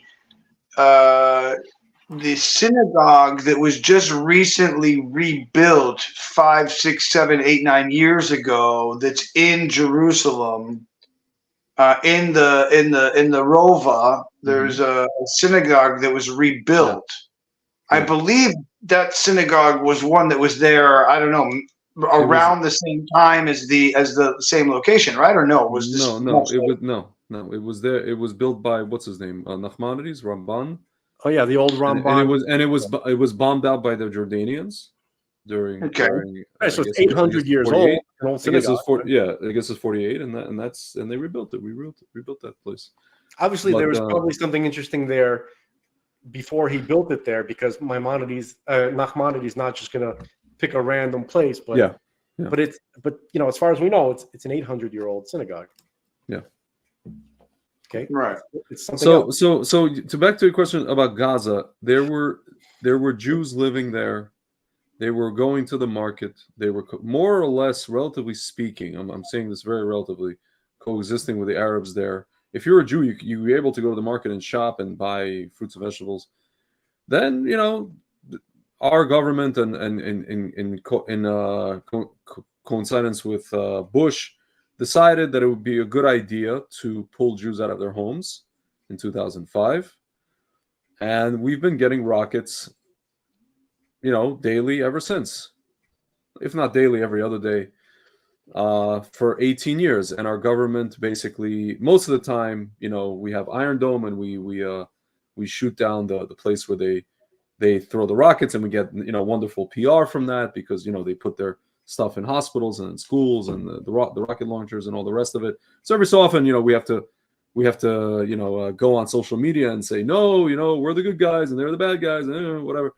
Now it's gotten to the point where they just committed this Baba Yar, and now everybody's upset, and now the Israeli government's pretending like they're going to do something, giving lip service. Even to just now, Bibi, I guess, I don't know if Biden's still in Israel or wherever he went to, where he went to the PA areas, the Palestinian Authority areas, to give them he just gave them $100 million to Hamas just now. Right. And so now I don't know if he's waiting for him to leave, and then maybe we could start whatever we're going to start. I don't even know what it's going to be. I don't know what it's going to achieve. Paul, and this is my I just want to say that my question, but you're saying I don't know. If in order to begin, like, if somebody was actually serious about ending this conflict, right, then somebody, you'd make a cocktail party, invite certain members of what we like to call the American government, or the deep state, okay, and you put them together with their liaisons in Israel, and then you also invite a stray missile to that party. That's step one, because you have to understand what is the ultimate cause of this, who's funding this, who's allowing it. Do you understand that allowing something to happen and doing it yourself is the same? It's the same thing. When you have the opportunity to make sure you see an evil, instead of sending it money and helping it grow, you stop it. If a government cared about their people. So listen, why is Gaza the most evil place in the world? Because they take pristine, godly human beings, babies, okay, and they poison them and fill them with evil. They torture them for their whole life, okay, and they use them as. But Frank, I gotta be able to finish this thought. You understand, dude? It's a very serious thing I'm saying, and I need to, I understand that there's going to be repercussions to this. Okay, so so basically, it's the most perverse thing that a human being can do, is to take a child, which is perfect and godly, and instead of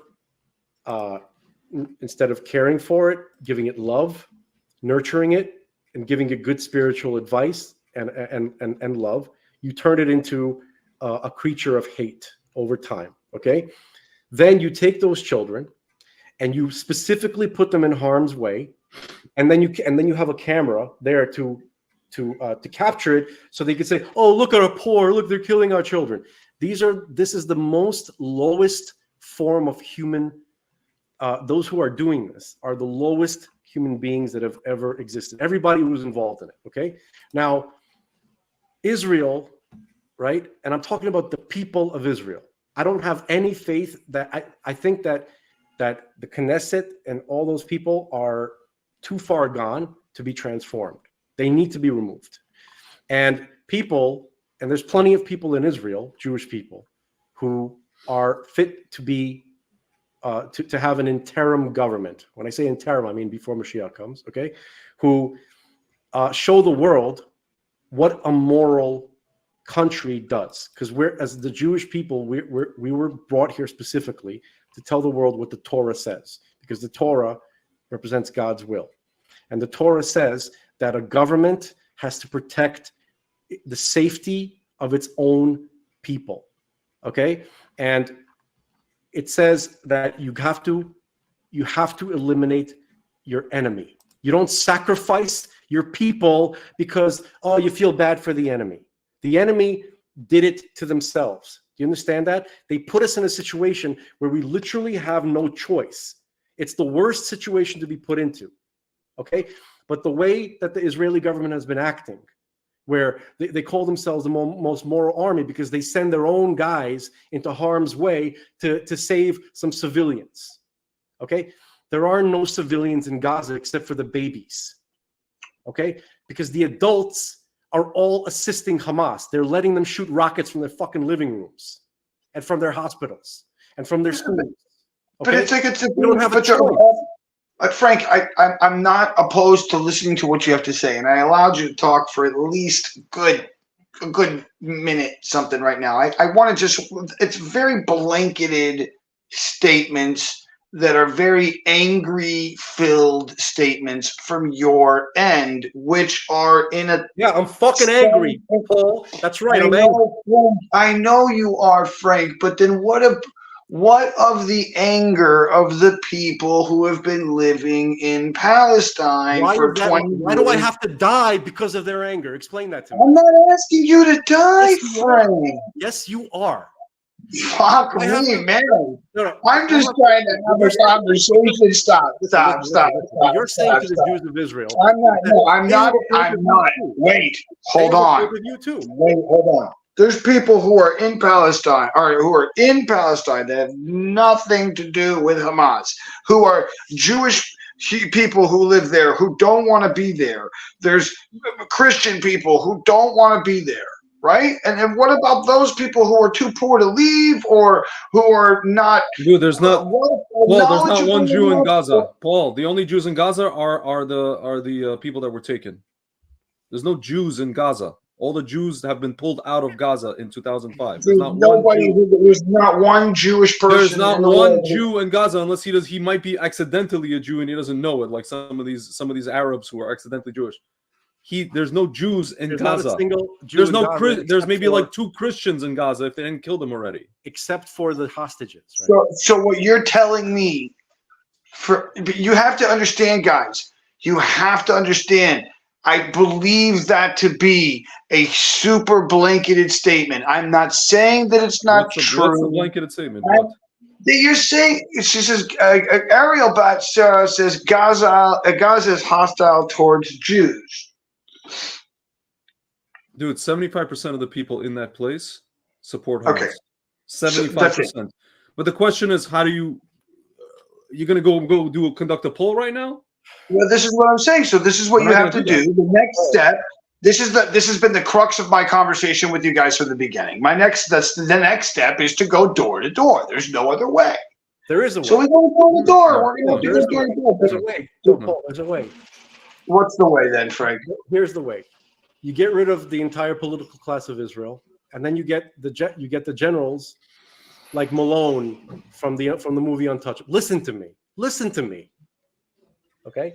You get Malone from Untouchables, okay? Who his interest is to clean up Chicago. Okay? And he says like this: I want if there are people in Gaza who are not part of Hamas, they don't want to be part of this, you got to get out. I'm giving you 48 hours to get out of, and all of you know, and this is 100% true, every single one of them knows exactly where Hamas operates from. Everybody knows. It's impossible not to know. They know they have their freaking in their living room missile launching stations, okay? In schools. Listen to me. You say to them, I want you to get out. If you care, if you're a normal person who just wants to get out of the situation, get out. We will try to help you. We'll try to make corridors. We'll bomb the Hamas blockades that are trying to stop you from getting, okay? Get out, and then that's it. Then just bomb the fuck out of the place, period. That's it. It's not... It's the worst possible situation to be in. Right, so then you can't. Okay, so then the question there is that you can't do it like in 48 hours. You have to give them like at least a week. What about the people who are in wheelchairs? What about the children? What about the people who have no transportation? What about the people who have no money? What about the people who have no food? Protect my people, not their people. You give their people a chance to get out. Okay.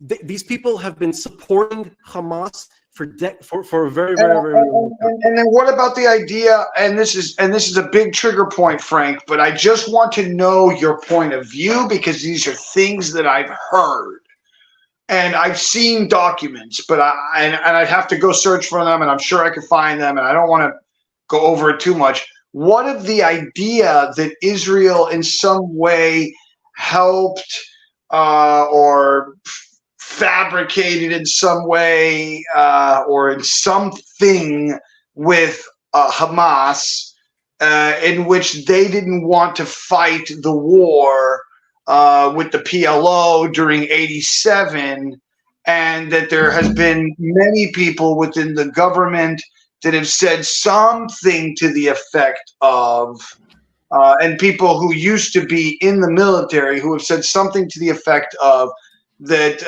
Israel wasn't somehow in bed with Hamas. It's not and Israel. that It's Hamas, Ariel Sharon, the same guy who I pulled literally Jews said, out of starting Gaza. out with this, the first step. hold on, guys. Whoa. One at a time, but just please. I literally said right at the beginning, step number one, get rid of the entire political class of Israel.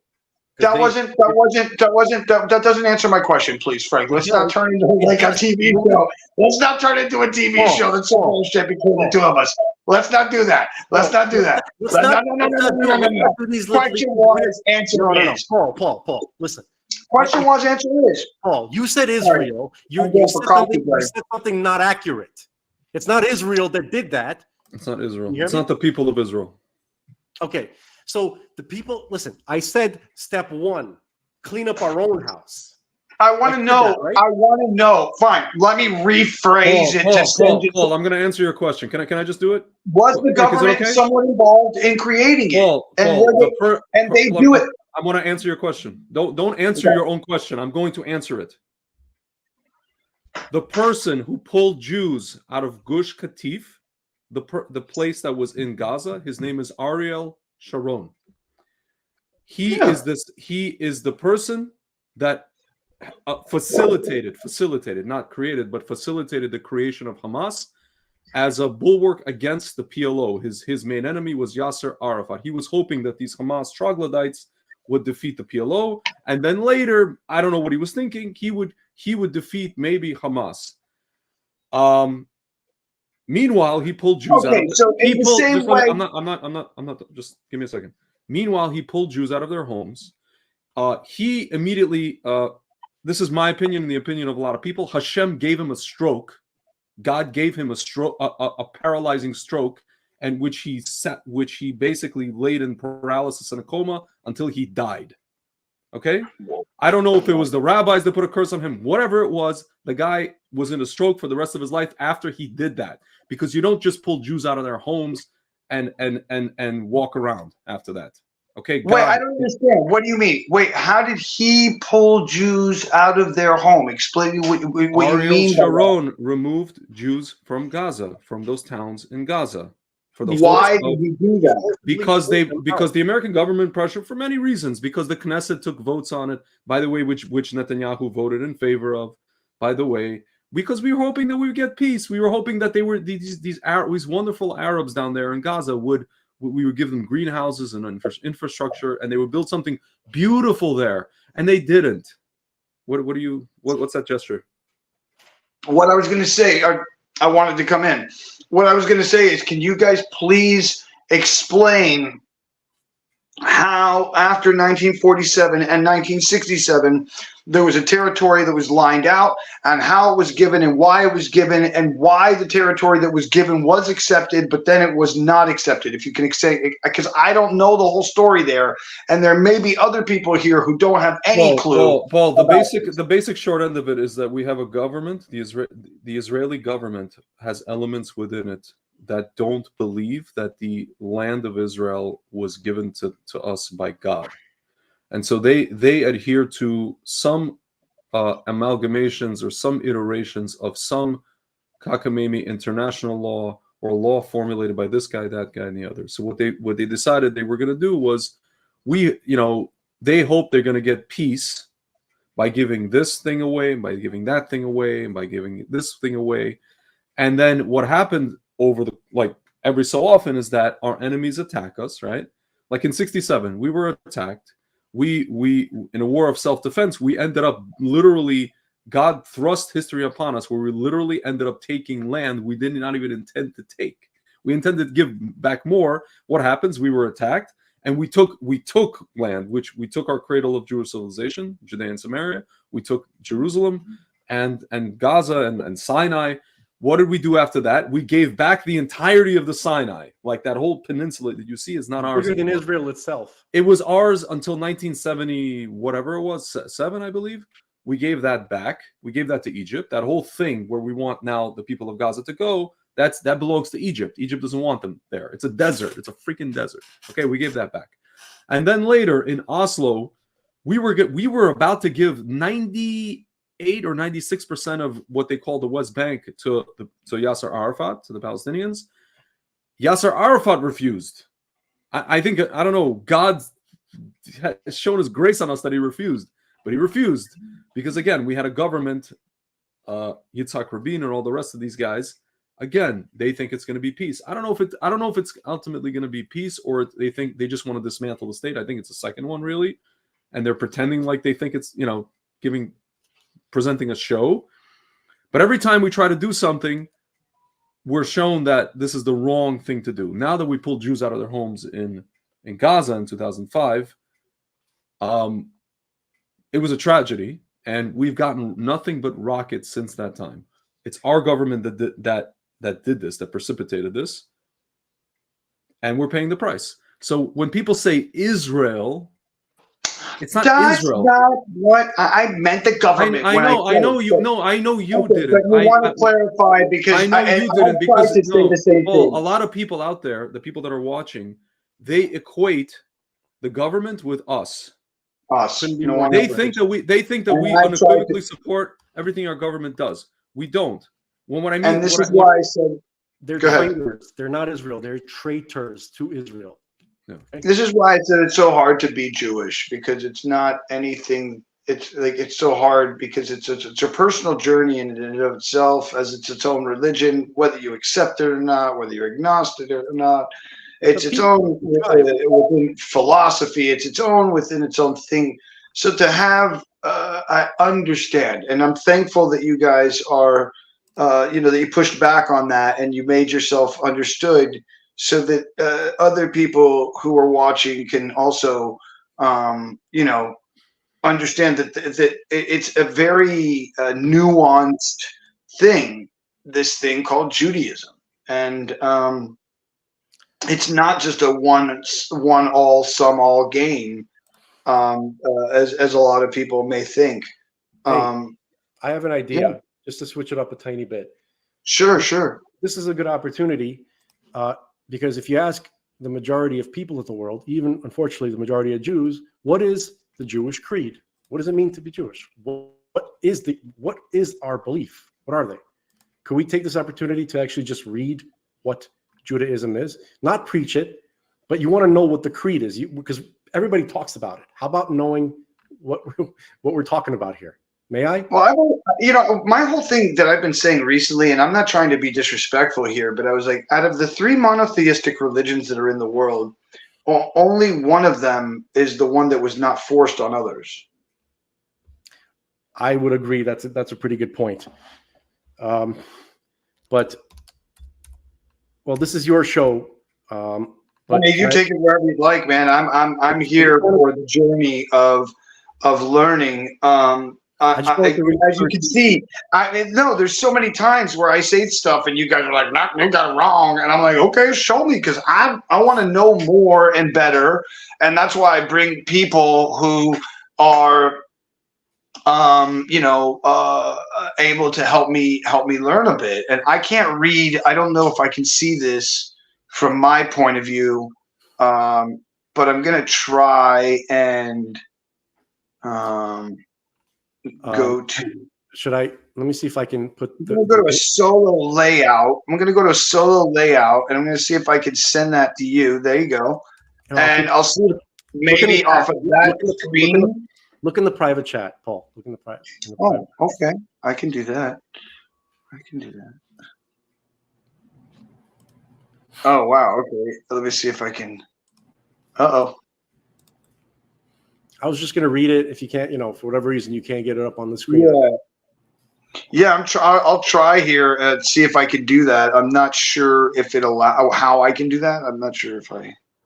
I could just read it. It's not a, Go ahead, man. Yeah, go ahead. Okay, so folks, this is not asking you to accept this, but if you want to know what the Jewish faith is, finally, here's what it is. There are 13 principles. Number 1, belief in the existence of the Creator, meaning the Creator of all, who constantly creates every moment. And this Creator is perfect in every manner of existence, meaning there's no flaw to his existence. He lends existence to everything that he created. He is existence. He is the source of existence. Okay? And he's the primary cause of everything that exists. That's number 1. Okay? Number 2, the belief in God's absolute and unparalleled oneness. Now, this is a concept of faith, because the human mind cannot really comprehend the statement, because God is a complete and totally simple oneness. Like, for instance, when you talk about unity, when humans talk about unity, we're talking about different people coming together, right? And we act like one. That's not what we're talking about here. We're talking about no moving parts whatsoever, no parts at all, an absolute simple oneness. And it's not, and if you're having trouble to picture, then we weren't really given fully the ability to understand what a complete oneness is.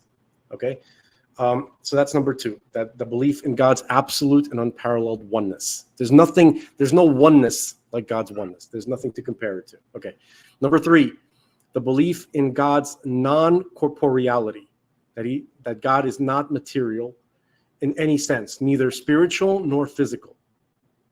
Okay, and nor that he can be affected or will be affected by any physical occurrence, such as movement or rest or dwelling.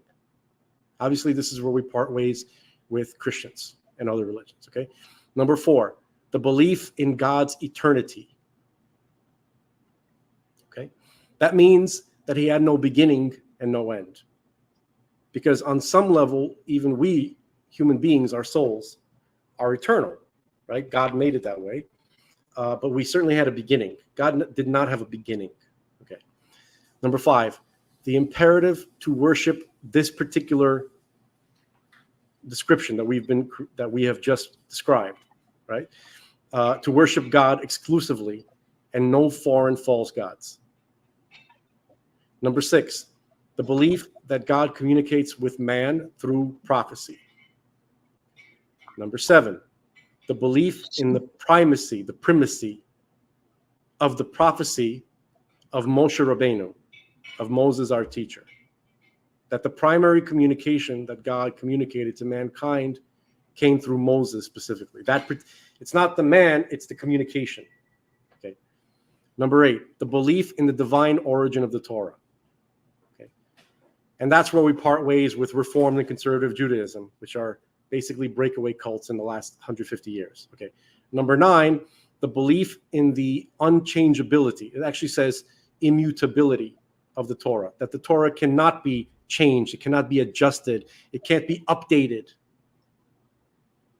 Every dot, every exact little thing as it was given to Moses. Number 10, belief in God's omniscience and providence. So he knows everything everywhere, and he's involved in every tiny aspect of everything that happens, because there's a very basic concept called Ein Od Novado, that on the deepest level of reality, there is nothing but God, right? Anything that appears, if there appears to be something other than God, it's an illusion that God created. It's an important illusion. It's a necessary one, but on the deepest level of reality, there is nothing but God, and God knows himself perfectly. And God is not a he. He's a he in the context of our relationship to him. God is neither he nor she. Number 11, the belief in divine reward and retribution. In other words, the belief that our actions have consequences based in the system that God created, that God put us in. Okay. Number 12, the belief in the arrival of the Mashiach and the Messianic era. Those are two different things in one concept, okay? That there is both a Messiah, a physical, non-divine man, a limited being that is assigned to become the Messiah, who's supposed to accomplish a list of tasks that we can go through if you want to. Because we were given the tradition as to how to identify the Messiah. That Messiah is identified by his success in accomplishing this list of to-do things. There's a to-do list for the Mashiach. If he accomplishes it, then we know he's the Messiah. Okay? And Paul, I'll let you decide if you want to do that after this. Okay? Okay. Sure. That's number 12. And finally, and also, sorry, just another second on the 12th, and I'll repeat it. The belief in the arrival of the Messiah and the Messianic era. So the Messianic era is an era in which Mashiach arrives and operates. He does not necessarily have to be public through the entire era. The Messianic era is where the Mashiach is operating. Okay? He doesn't have to necessarily go public through that entire era. Okay? But he does show up and he does go public at some point. Yes, that's absolutely required. And that's one of the lists of things, and we can go through that later, but nonetheless, keep moving. Right. And then finally, and this is the last one, okay? So the belief in the resurrection of the dead, the physical resurrection of those that died. That's what it means, okay? Now, we're not preaching this list. We're not discussing the concepts. It just, here's what it is. Now you know the Jewish belief. That's the traditional, mainstream Torah tradition that the Jews have kept until now.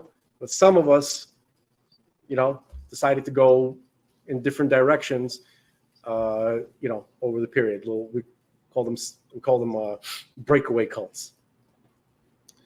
And those breakaway. So, would you consider Chabad a breakaway cult? God forbid. How could I don't know. Would you call Aish a breakaway cult? No, they represent the tradition. Okay, so Chris Woods says he has problems with 6, 7, and 12 currently. Okay, so people can have their personal opinions about it, but basically, when someone calls, if you don't mind, what are 6, 7, and 12? Okay, 6, 7, and 12. All right. Okay. So 6 is the belief that God communicates with man through prophecy. Okay. Okay, and what do you say? 7, the belief in the primacy of the prophecy of Moses, our teacher. Okay. Okay. And 12. Two fundamental. Okay. And 12 is the belief in the arrival of the Mashiach, and that also there's a Messianic era in which he operates. And Chris Wood says, no, they do. Not me. They are not being done properly now, as I believe what he says. Well, I think everything's. I'll let you read it. I'll let you read it. But basically, he writes here, no, they do. Not me. They are not being done properly now. He's saying that in his view, those particular principles are not being observed as they should. Chris, right. I'm going to one-up you. I'm going to say all of them are not being observed as they should.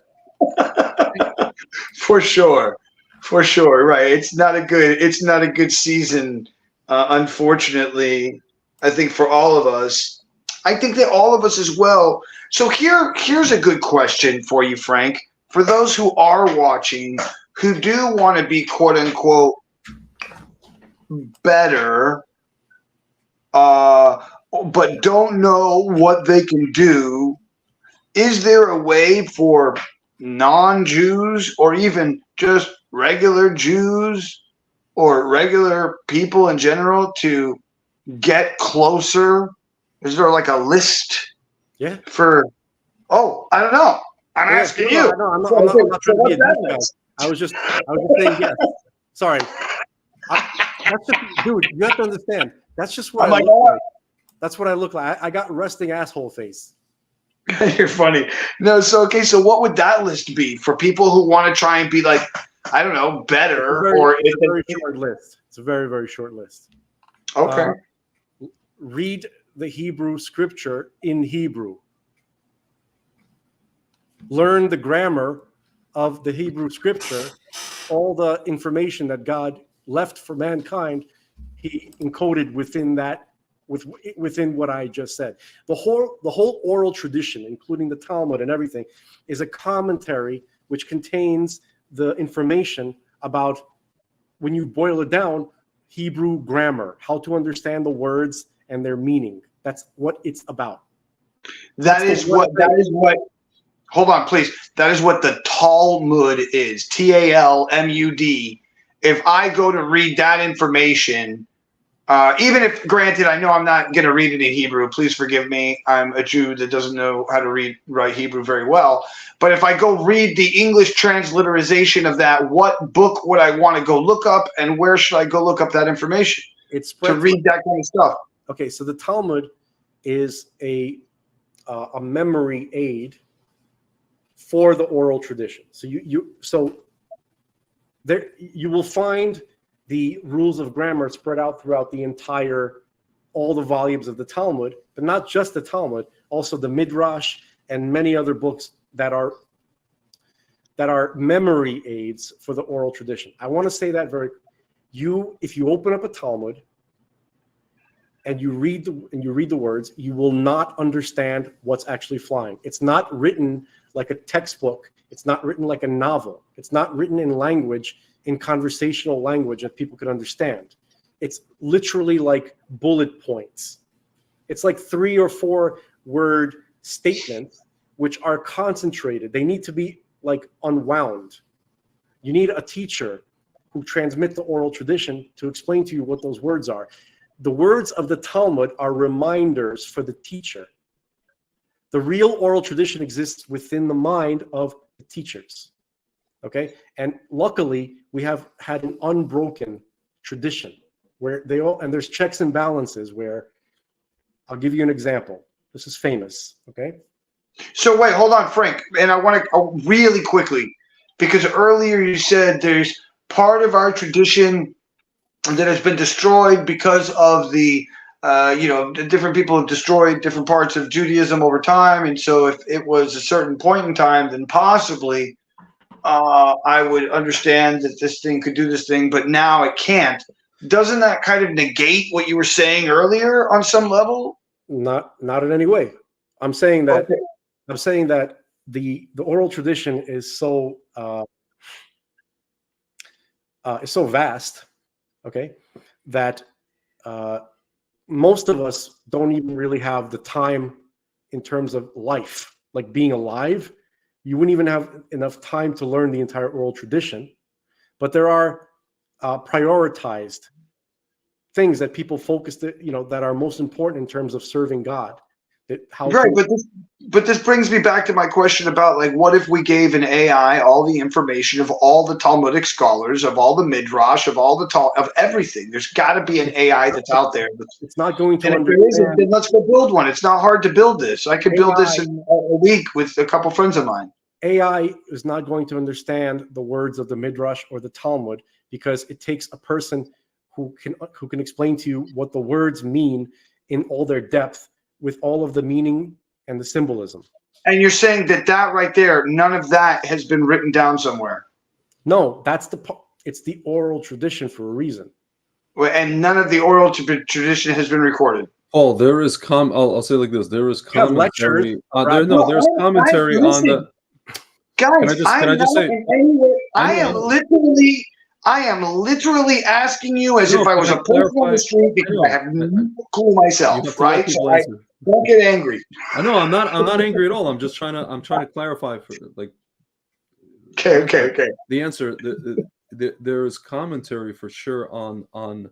There's people that have written books on commentaries on the Talmud itself, but when we say meaning, we're not talking about the dictionary translation. What AI does is it's able to translate dictionary translations, or let's say give if something has like 10 meanings, 10 dictionary translations, like one word in Hebrew has 10 different translations, it can give you that.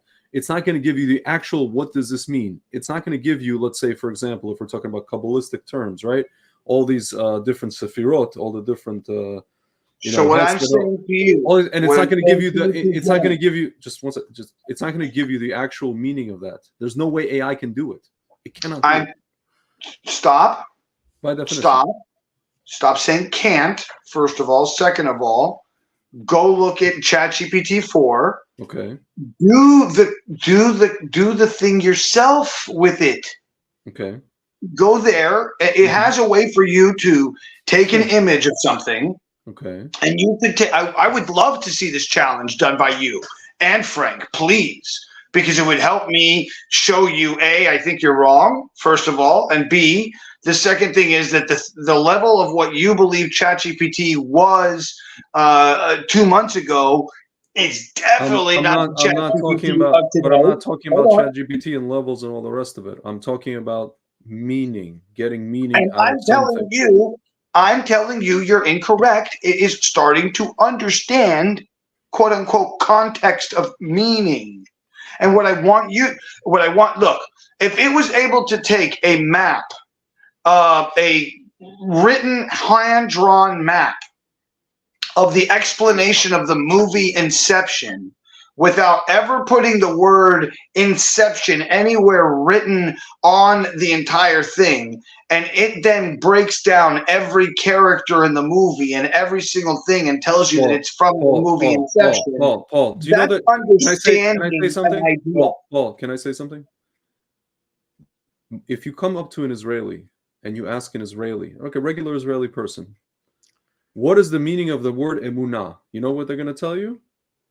They're going to say it's faith. Emunah does not mean faith. There is no AI that can explain to you what the term emunah means. It's not going to give you a lecture, an entire lecture, what emunah actually means. It does not have that answer. The only people that have that answer are people that actually have the actual tradition of what it is. Yeah, there are philosophical works that talk about it. If you want to say that you want to plug in those philosophical works to explain just the verbiage of those people explaining what emunah actually is, wonderful, shkoyach.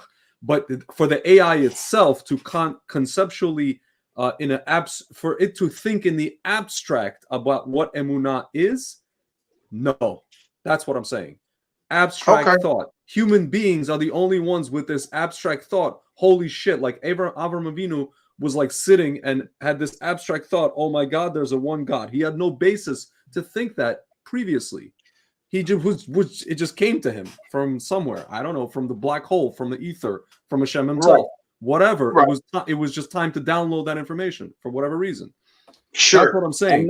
AI doesn't have that. It doesn't have that thinking in the abstract unless we give it somehow. I don't know how long would this is my question. I think that I've been trying to mull over for hours with you guys. I'm thankful for your time and energy either way. Paul, we have to stop you because Greg has his point of view, and that's not what I was arguing. That's something different. Okay. Well, what do you think the 2 points of view were that were different here? I'll just tell you what my point of view is and let the viewer decide. Okay. The oral tradition has not been spoken out loud in its entirety. There's no recording of it. Okay. Do you understand what I'm saying? It's not available. It doesn't exist where AI can even grab it. Even if AI was clever enough to derive certain ideas based on written information that we have, it's not available. Torah in its entirety is not available even to AI. That's what I'm trying to say. So it's not even available to us as humans or us as that's right. It's not available to anyone. Let me break it up like this in percentages. I'm not trying to be disrespectful, Frank. And I'm not trying to be. I didn't react like I was being disrespected. I was just kind of okay. No, when you took a deep breath, I thought you were like like appalled. You're like. That's what I do. That's just what I do. Okay. Okay. It's nothing to do with anybody. So let's make a graph which represents 100% of the people who study Torah in the world. Okay. So most people who study Torah, they focus on the parts that affect their specific lives. So we have 613 commandments, okay? And only about, I think, until Jews got back to Israel, only like 80 of them were available to actually, because the rest of the laws had to do with the land of Israel, with farming, with culture, with kings and with priests, the Kohanim, and all sorts of things that average Jew didn't have access to in their daily life throughout the history of the diaspora. Okay, so that's number one. So most Jews, when they study Torah, they focus on those things, how to accomplish the mitzvahs, which apply to us. Okay, so that would be like if you had to put a percentage on it, like let's say 1% of the Torah. Okay, so most people, even who study Torah, spend their time on the things that affect their life directly. There are the vastness of the Torah is as vast as the cosmos itself. If you wanted to compare what people spend most of their time studying to what it actually is, it's like, think about the earth and think about the universe. We live on earth, so that's the part of the Torah that affects us. Because remember, Torah equals reality. Okay, so Torah is what is. Okay, so how many people can even kind of plumb the depths of the Torah? Answer: no one. Okay, even though all this information is actually encoded and concentrated and can be extracted from the text of the Hebrew Scripture. Okay, so what mankind will be doing after Mashiach comes is to be plumbing the depths of the Torah for eternity, because it's eternal. So the point, what I'm actually saying is that there have been people who have existed on earth who have gone far past what 99.99% of even the greatest scholars knew about Torah. And so, and it's a lot of that stuff, there's never-ending layers of depth. Okay, so that's what I'm talking about. So the vast majority of Torah has never been spoken, and a lot of it can't even be spoken because the three-dimensional realm that we're in cannot even accommodate it. They literally had to go to different realms to learn certain aspects of the Torah, like Rabbi Akiva, who went to the Pardes. There's no way that they could bring back what they knew onto this realm. Okay, so AI can't go there. That's why I'm telling you that you can't have the Torah, and AI cannot. It's not capable. Our consciousness, which we only have a tiny little, our experience right now is only like a little tiny sliver of our actual full consciousness of our soul. That's what we are. Okay, we don't even have access to ourselves fully. We only have access to the entirety of the universe. Blah, blah, blah, blah, blah, blah. Okay, so in order for us to even really plumb the depths of Torah, our consciousness, we're going to have more access to our consciousness. Okay, the people who have tried to harm us, certainly in the past 3 years, have tried to restrict access to our consciousness. Right. So let's go back to the laws or the rules that any everyday person can use in their own life to try and better themselves, to put themselves in some kind of favor towards God, so that they're not doing these negative things or these negative traits that maybe they didn't know that they were even negative. Oh, I didn't know I couldn't do that, or whatever. I don't know. So because you're a human being, this applies to any human being, the Torah was given, it was made for human use. It was designed to work together with your consciousness. That's how God put it in the form that it is. Just by engaging the topic itself is step one. It's the biggest step. Your soul, your consciousness will respond to you. You're immediately going to understand what I'm talking about. Just in the stepping forward to engage studying the subject in the first place. So you start with, you want to give yourself access to what's available. So God put it in the form of the Hebrew language. Hebrew language, we call it Hebrew, but it's maybe not, I mean, there's a reason why it's called Hebrew, but it's not for Hebrews. It's for man. Man was given, Adam spoke Hebrew. That's encoded within the text. We could prove that. Is that Aramaic and Hebrew being the same thing, or what is Aramaic? Aramaic is a sister language, which is generally used for mundane purposes. The holy language, which is the real name of Hebrew, Lashon HaKodesh, was given specifically because it is transmitting this very specific information. It's the language of engaging God. Okay, so if you were to learn the grammar and the language itself, and then you could open up the Hebrew scripture and just read it. Just begin to read it. Okay, you'll see how much, and then later, if you want to, you could start reading the commentary of the traditional Torah commentary.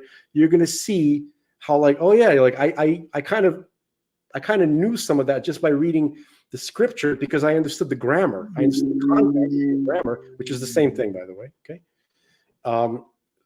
Context is part of grammar, is what I meant to say. Okay. So that's step one. Just the engagement of it is like just engage. Like God will essentially just do the rest. All you got to do is engage, and then it'll become clear what you as an individual have to do. And of course, there's the 7 laws. Mankind has a covenant with God. Mm-hmm. It's written in the scripture, in Genesis. It's called, it's the covenant that God made with Noah, who's our forefather. He's all of our forefathers. 7 basic laws of morality. Okay, so I can read those if you want. Wait, I have a question for you, Frank. And this may sound stupid, but I've heard the whole idea that if everybody was dead on the planet and Noah and he brings all these people and they're all his children, then aren't we all like the children of everybody? And what? I don't know. I misunderstood what you said. We're all like ancestral. It's all ancestral, It is, of course, it is. In some way, I don't know. In some way, in every way, we're all related. I mean, of course, we come from the same people, from the same person. Right. Well, yeah, that's just what I'm saying. So do you think that that's the case? Yeah. And if so, that's the case. That's the case, man. What happened to, we lost him. Paul. What? Paul has gone? Oh, hello, there he is. I was going to say Paul has gone bye-bye. Bye-bye, Egon. Sorry about that, guys. Sorry about that. But what were you saying there? We're all ancestral. That's right. We're all. And so it's all ancestral. We're all from each other. We are Adam. Adam is what human. Generally, when people say human being, the Torah definition of human being is Adam or Adamic. Adamic? What do you mean by Adamic? What does that mean? That means God gave Adam. That's interesting. So in the Garden of Eden, God had creatures which in Hebrew is chaya. That's generally translated as animal. It's not like what we think today. When you go to the forest, you see a bear. The animals at that time were not what we see today. Everything had a downgrade. So God created everything essentially was intelligent and unbelievably beautiful. And what we call the animals were beings that were, if we were to encounter one of these animals that existed in the Garden of Eden, most people would think they're seeing God or something like that, or some kind of like angelic entity which would blow them away. But if they saw Adam, if they saw Adam, they would see that in comparison to those angelic entities which would blow away, Adam would look like the God. Like, in fact, the angels, it says there's a midrash that says when the angels saw Adam, they thought he was God. And a midrash is like a writing, or a midrash is a teaching which is primarily there to give a moralistic lesson, but it's a coded story, like that's given in a mythological kind of form, right? And it's like fantastical fairy tale sounding stories, but when you study the meaning of the words and the symbolism, you see layers and layers and layers and layers of depth and communication. And each layer proves the layer above it. There's no contradiction. Do you understand? Like, the more you understand it, the deeper you understand the simple lesson on the surface. Right, the like an apple and silver approach is what they call, or sorry, the silver and golden approach kind of idea. Golden like apple in a silver dish, right? And so, but yeah, but I think like what you might get as a child is not what you get as a teenager, is not what you get as an adult, is not what you get as a grandparent. Yeah, but here's what's important, and here's the difference between Jews and Gnostics. What the child learns initially is, in fact, the deepest of all the teachings. It takes eternity to get to understand what the child is taught. With the Gnostics, it's the other way around. Okay, so the point is that the midrash, it says that so a midrash is not meant to be understood literally, unless we do have specific traditions handed down that certain parts of certain midrashim are in fact meant to be understood literally. But you need to have an established tradition about that. So what I just in that note, I wanted to say that here's an example of the checks and balances of how to maintain the integrity of the oral tradition that we received from Moses. Okay. So Rashi lived 1,000 years ago. Rashi, okay? He's the primary commentator on the written and the oral tradition, on the Hebrew scripture and on the Talmud. You'll find Rashi's commentary everywhere. So the information that Rashi is sharing with you has always been known to all, but he compiled it. He organized it in such a way that it's very, very special, the way that he did. So most of the rabbis, what they're doing is they're compiling information. Maimonides compiled information, okay, that was spread out over a vast area within the oral tradition. Okay, so that's what most of the Jewish books are about, compiling information from the oral tradition. Okay. Now Rashi, there are, I think, like maybe there's certainly at least one that I saw personally, where he's commenting on a verse in the book of Deuteronomy, where they're talking about the garments of the high priest. They're supposed to be designed in very specific ways, and there's certain things. And there's I think they're talking about the ephod. There's something called an ephod. It's one of the garments of the high priest. And Rashi says, now, I did not receive the tradition as to what this is specifically. I don't know. But my heart tells me that it's similar to the aprons which the French noblewomen wear when they ride horses. So he was humble enough to admit what he did not receive. Now, there are other rabbis in different parts of the world that did know, and they included that in their commentaries. Now, Rashi's commentary, after it circulated all the main Torah learning centers of the world, which are in all the continents except for North America, okay, as far as I know, all right, Africa, Asia, Europe, okay, and obviously not Australia, okay. So they received all the main academies all over the world where there were Jewish communities and centers of learning. They received Rashi's commentary, and they all universally accepted it as absolutely accurate, meaning the information that he provided is 100% confirmed. So there's nothing. That's part of the checks and balances system of transmitting the oral tradition. Okay, so that's partly how it's been transmitted without any interruption, not a single minute of interruption from 3,336 years ago until right now. Now, most of the people involved in transmitting this tradition were killed off in World War II. So we have 5% left over after World War II. That 5% kept it alive. And out of that, there's only maybe 30, 40 people, 40, 50 people alive that know the whole thing. That who can literally leave this dimension and essentially interact with the parts of it that don't even, like, you can't even fit in 3 dimensions, in a 3-dimensional reality. Like, even in your consciousness, a 3-dimensional reality is not, it's too limited to even understand certain Torah concepts. So Sure. they're about 36. We call them the Lamed Vav Tzadikim, the secret saints, I guess you could say. Who, and those people are alive today. There are some of those here alive in this world today now. that's the fail-safe that God put in. They have to be. The world couldn't even exist without them. And when one passes away, another one actually replaces him. Replaces them. But nobody knows who they are.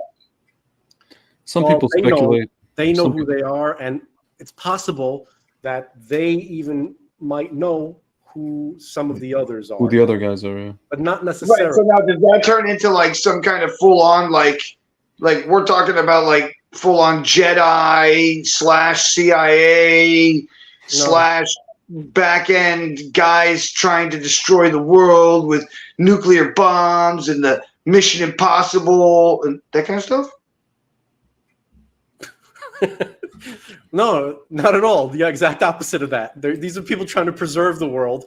Just No, like I'm not talking about them. I'm talking about the other people that want to kill them. So then there's like people that have to be the people that save them. So then those are the people that I'm talking about. There's people who are driving around freaking out.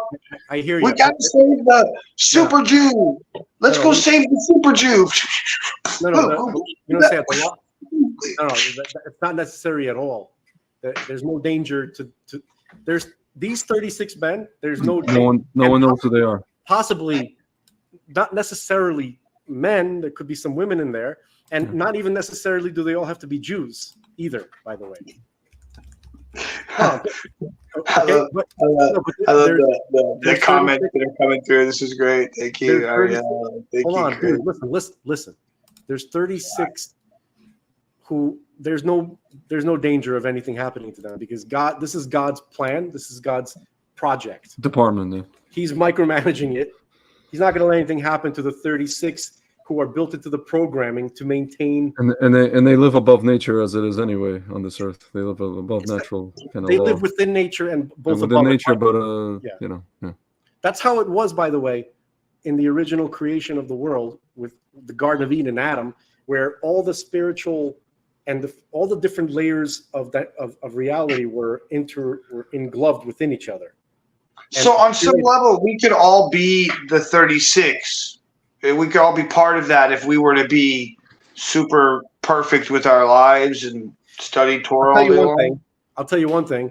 I know I'm not one of those guys. Same. And I know somebody will be like, that's exactly what one of them would say. Yeah.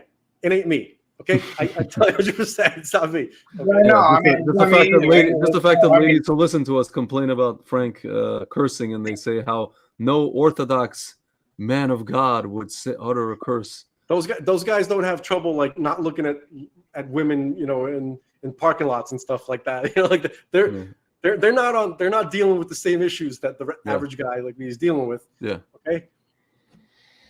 They have these. Says Jacob Camaro comes and says, I read that it very well be that the Lamed Varniks may not even know their own status as one of the 36. Well, because the reason he said may he said Jacob Camaro, and then he says may not know. I believe is what he was trying to say. I think I could speak to that for a second. 36 is the minimum. It doesn't mean that it has to be only 36, but it does not dip below 36. So if you got, let's say, 172, whatever, right? Let's say like that, people on that level, Great. They may not know which one of them is counted as one of the 36 at any particular moment. You understand? So it just kind of, it's not something. They don't have like Lamed Vovnik, barbecues where they all Meetings, get yeah. together. It's not how it works. Yeah. Okay, they don't necessarily know at any particular moment. But the point. No, I know. That's what I'm saying. But they might not know. But there's a group that knows. No, but there's definitely a category of people who know that it may fall upon them. I think I met one of them. I suspect that I may have met one of them. Not that anybody told me. It's one of those things where you kind of like interact with the person. No. Interact with the person, and you're just like. Everybody who loves their rabbi says, "Oh, I know my rabbi." No, it wasn't my rabbi. It was not my rabbi for sure. No. No, I'm just saying that's what you'll commonly hear. Yeah, no. Like, this person, he was when I met him, I think he was like in his late 70s, early 80s, and it's one of those things where like, is in the old city of Jerusalem, and you're talking to this guy, and then the next minute he's like, you turn around. You ever see in the movies where like the superhero, he just like doing something, and then somebody turns around, and the guy's gone. It's like that, except he wasn't gone. He's like 10 feet away, but you didn't actually see him walk. But he's 10 feet away all of a sudden, and then he's another 10 feet away. He didn't actually walk, or when you see him walking, he looks like he's running, but he's actually just strolling. But he's moving very quick, and it's like I don't know. He's like bending. Basically, he's like bending physics. He's like doing something where recent time. No, I'm just like this guy, and apart from the fact that I, whatever Torah he gives over, you're just kind of like. I don't know. I'm just looking at him. I'm just kind of like, this guy's he's got to be one of them. Something else, got something else, right? I want to say that I desperately want anybody who ain't Hamas to get away from Hamas and their support team, and get away from them forever. Just get away and live your life. Yeah. And survive. Are you talking about people on campuses, or I'm just talking about anywhere, but especially I'm talking about. I see what he's saying, man. He's like, look, man, there's one thing to be one thing. There's one thing to be another. Just get away from the people who are terrorists. Stop being people who are anything connected to terrorism. Period. Yeah. Don't be a terrorist. Don't be angry. That's it. That's all he's saying. Listen, guys. I wanna say thank you for your time and your energy. We've been going for 4 hours and 16. Well, at least Paul and I. Yeah. You are an absolute G, Frank. You are an absolute amazing human being. Both of you are. I would love to have you on again so we could talk even further, and do this again because you guys have so much to say, and there's so many people who have learned so much from this today. So. If you wouldn't mind, is there a website or something? Is it truthfanatics.com? Do you guys have a website? How do people find your stuff? And I'm going to make a banner for everybody. Go on Rumble, and just type in. You know what? Here's the link. I'm going to post the Nation of Israel. The Nation of Israel, one word. The Nation of Israel, one word. I sent the link, and you could put. I don't know if it's going to come. Check us out on Cloud Hub too. Cloud Hub is like. We're also on Cloud Hub. Cloud Hub is another social media. And the show is called Truth Fanatics, and it's part of Rumble.com. Is this right? Is what you said? Yes, sir. And /truth fanatics. No, not /. I sent you the link of our chat. Look in the private chat. Look in the private chat of this conversation. I don't want to screw it up like I did last time. Here, there it is. I got it. I found it. Copy link. We can't afford. None of us here can afford tech people. Man, you know what it's like. Hello. Okay, here we go. What happened to people who believe? What happened? Isn't that what what's it called? They're called. What are they called? Mm-hmm. Kids from college, man. What are the kids from college? I just posted in the chat, in the Facebook chat. I think I did it. Hold on. Bam. There it is. Rumble.com/user/the Nation of Israel.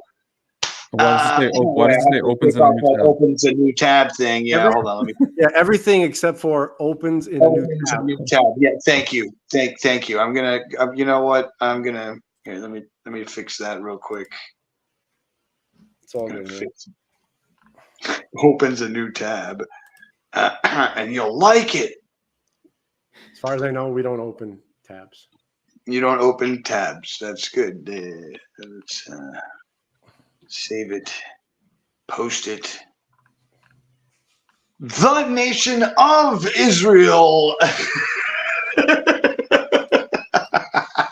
That word is attached to my PayPal, and when I pay my friends, they say I just got $100 from the nation of Israel. Oh, dude, I want to give you money and then have you send it back to me just so I can have so I can show people and be like, yo, bro, I got paid by the nation of Israel. By the Wink, Israeli wink. government, yeah. By the Israeli government. Yep. You should do like a fake Israeli government photo as your profile photo, so that when it comes through, it comes in with that little logo. There are people that have accused me of being, like a agent of the Israeli government or a shill for the Israeli government. I said, I thought for sure you were when I first met you. Really? Oh yeah. I see. The thing is, I was working for Lieberman directly, but no, I actually think he works for Farrakhan. I'm just kidding. No, stop it. I was, and maybe Frank can answer this, but remember I told you earlier that I had this bit where I was doing hypnosis for the son of a guy who was of the Mossad, and then I got followed around. That was the second part, all over Tel Aviv, and my phone was, totally tapped for quite some time, and they wanted me to be an insider for them. And I was like, I don't know what you're talking about, but I'm a peace-loving hippie that just wants to go some DMT and ayahuasca in the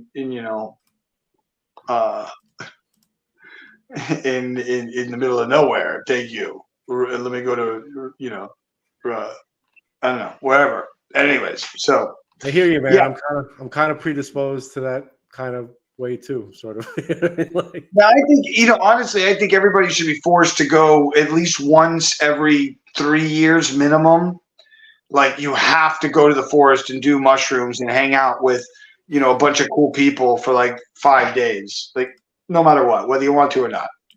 And as you get there, they fill you up with some like time released mushroom medicine. I don't know. There are techniques to get to those places that have been handed down, which take you to the same places and far beyond, but without taking your own crap with you, so you could see them clearly. Right. That's preferable. Obviously, it's a little bit harder, but it's more worth it. Well, I mean, and it all depends on where you are within the scale of stuff, I guess, as well. And all of that, like some people have to go the ibogaine route. Other people do DMT once and they're done and they're like, whoa, my life changed. It all depends on where you are in the size of your vessel and the size of your ability to understand the totality of what you're talking about. I think that also has a lot to do with it as well, So I'm just saying, and I think many times the three of us are talking on some stuff that other people are like, what the talking about, bro? And then other stuff. That's most of the time. Well, yeah, but at least I think here we were able to go through some really good explanations on things and help people have a more in-depth understanding, if you will, of the ideas of what we were talking about, especially with what's going on in Palestine, and I kind of like having me along for the ride because it's someone stupid enough to not know anything really about anything, and just hopefully ask the right questions along the way. But I personally absolutely enjoyed the two of you and the perspective and everything about today's episode. 4 hours and 23 minutes long. Good God. Guys, thank you so much for your time and energy today. Thank you for coming on. I hope you have a beautiful day. I will send you adieu, and I hope you guys are beautiful and have a good day. Yes? Peace, man. God bless us, everyone. Talk to you soon. Yeah, definitely. Okay, guys. We'll see you soon. Yep. All right. Removing Svi and removing Frank. Once again, Frank, thank you so much. And holy moly. Wow. All right, if you're not learning on this podcast, holy moly! Please go follow those guys. If you haven't ever heard of them, the Nation of Israel is the podcast, is the idea of the whole thing, which is then the Truth Fanatics. I've done a couple episodes with them over the years. I hope you enjoyed this episode. Once again, my friends, wow, never read a book by its cover, never understand one thing when you don't understand something else, always be willing to jump in to find something that you didn't know, because that's what we did here today, by all means. Because I feel like I learned a lot more than I knew before, so I'm somewhere there, you know what I'm saying? Every piece matters.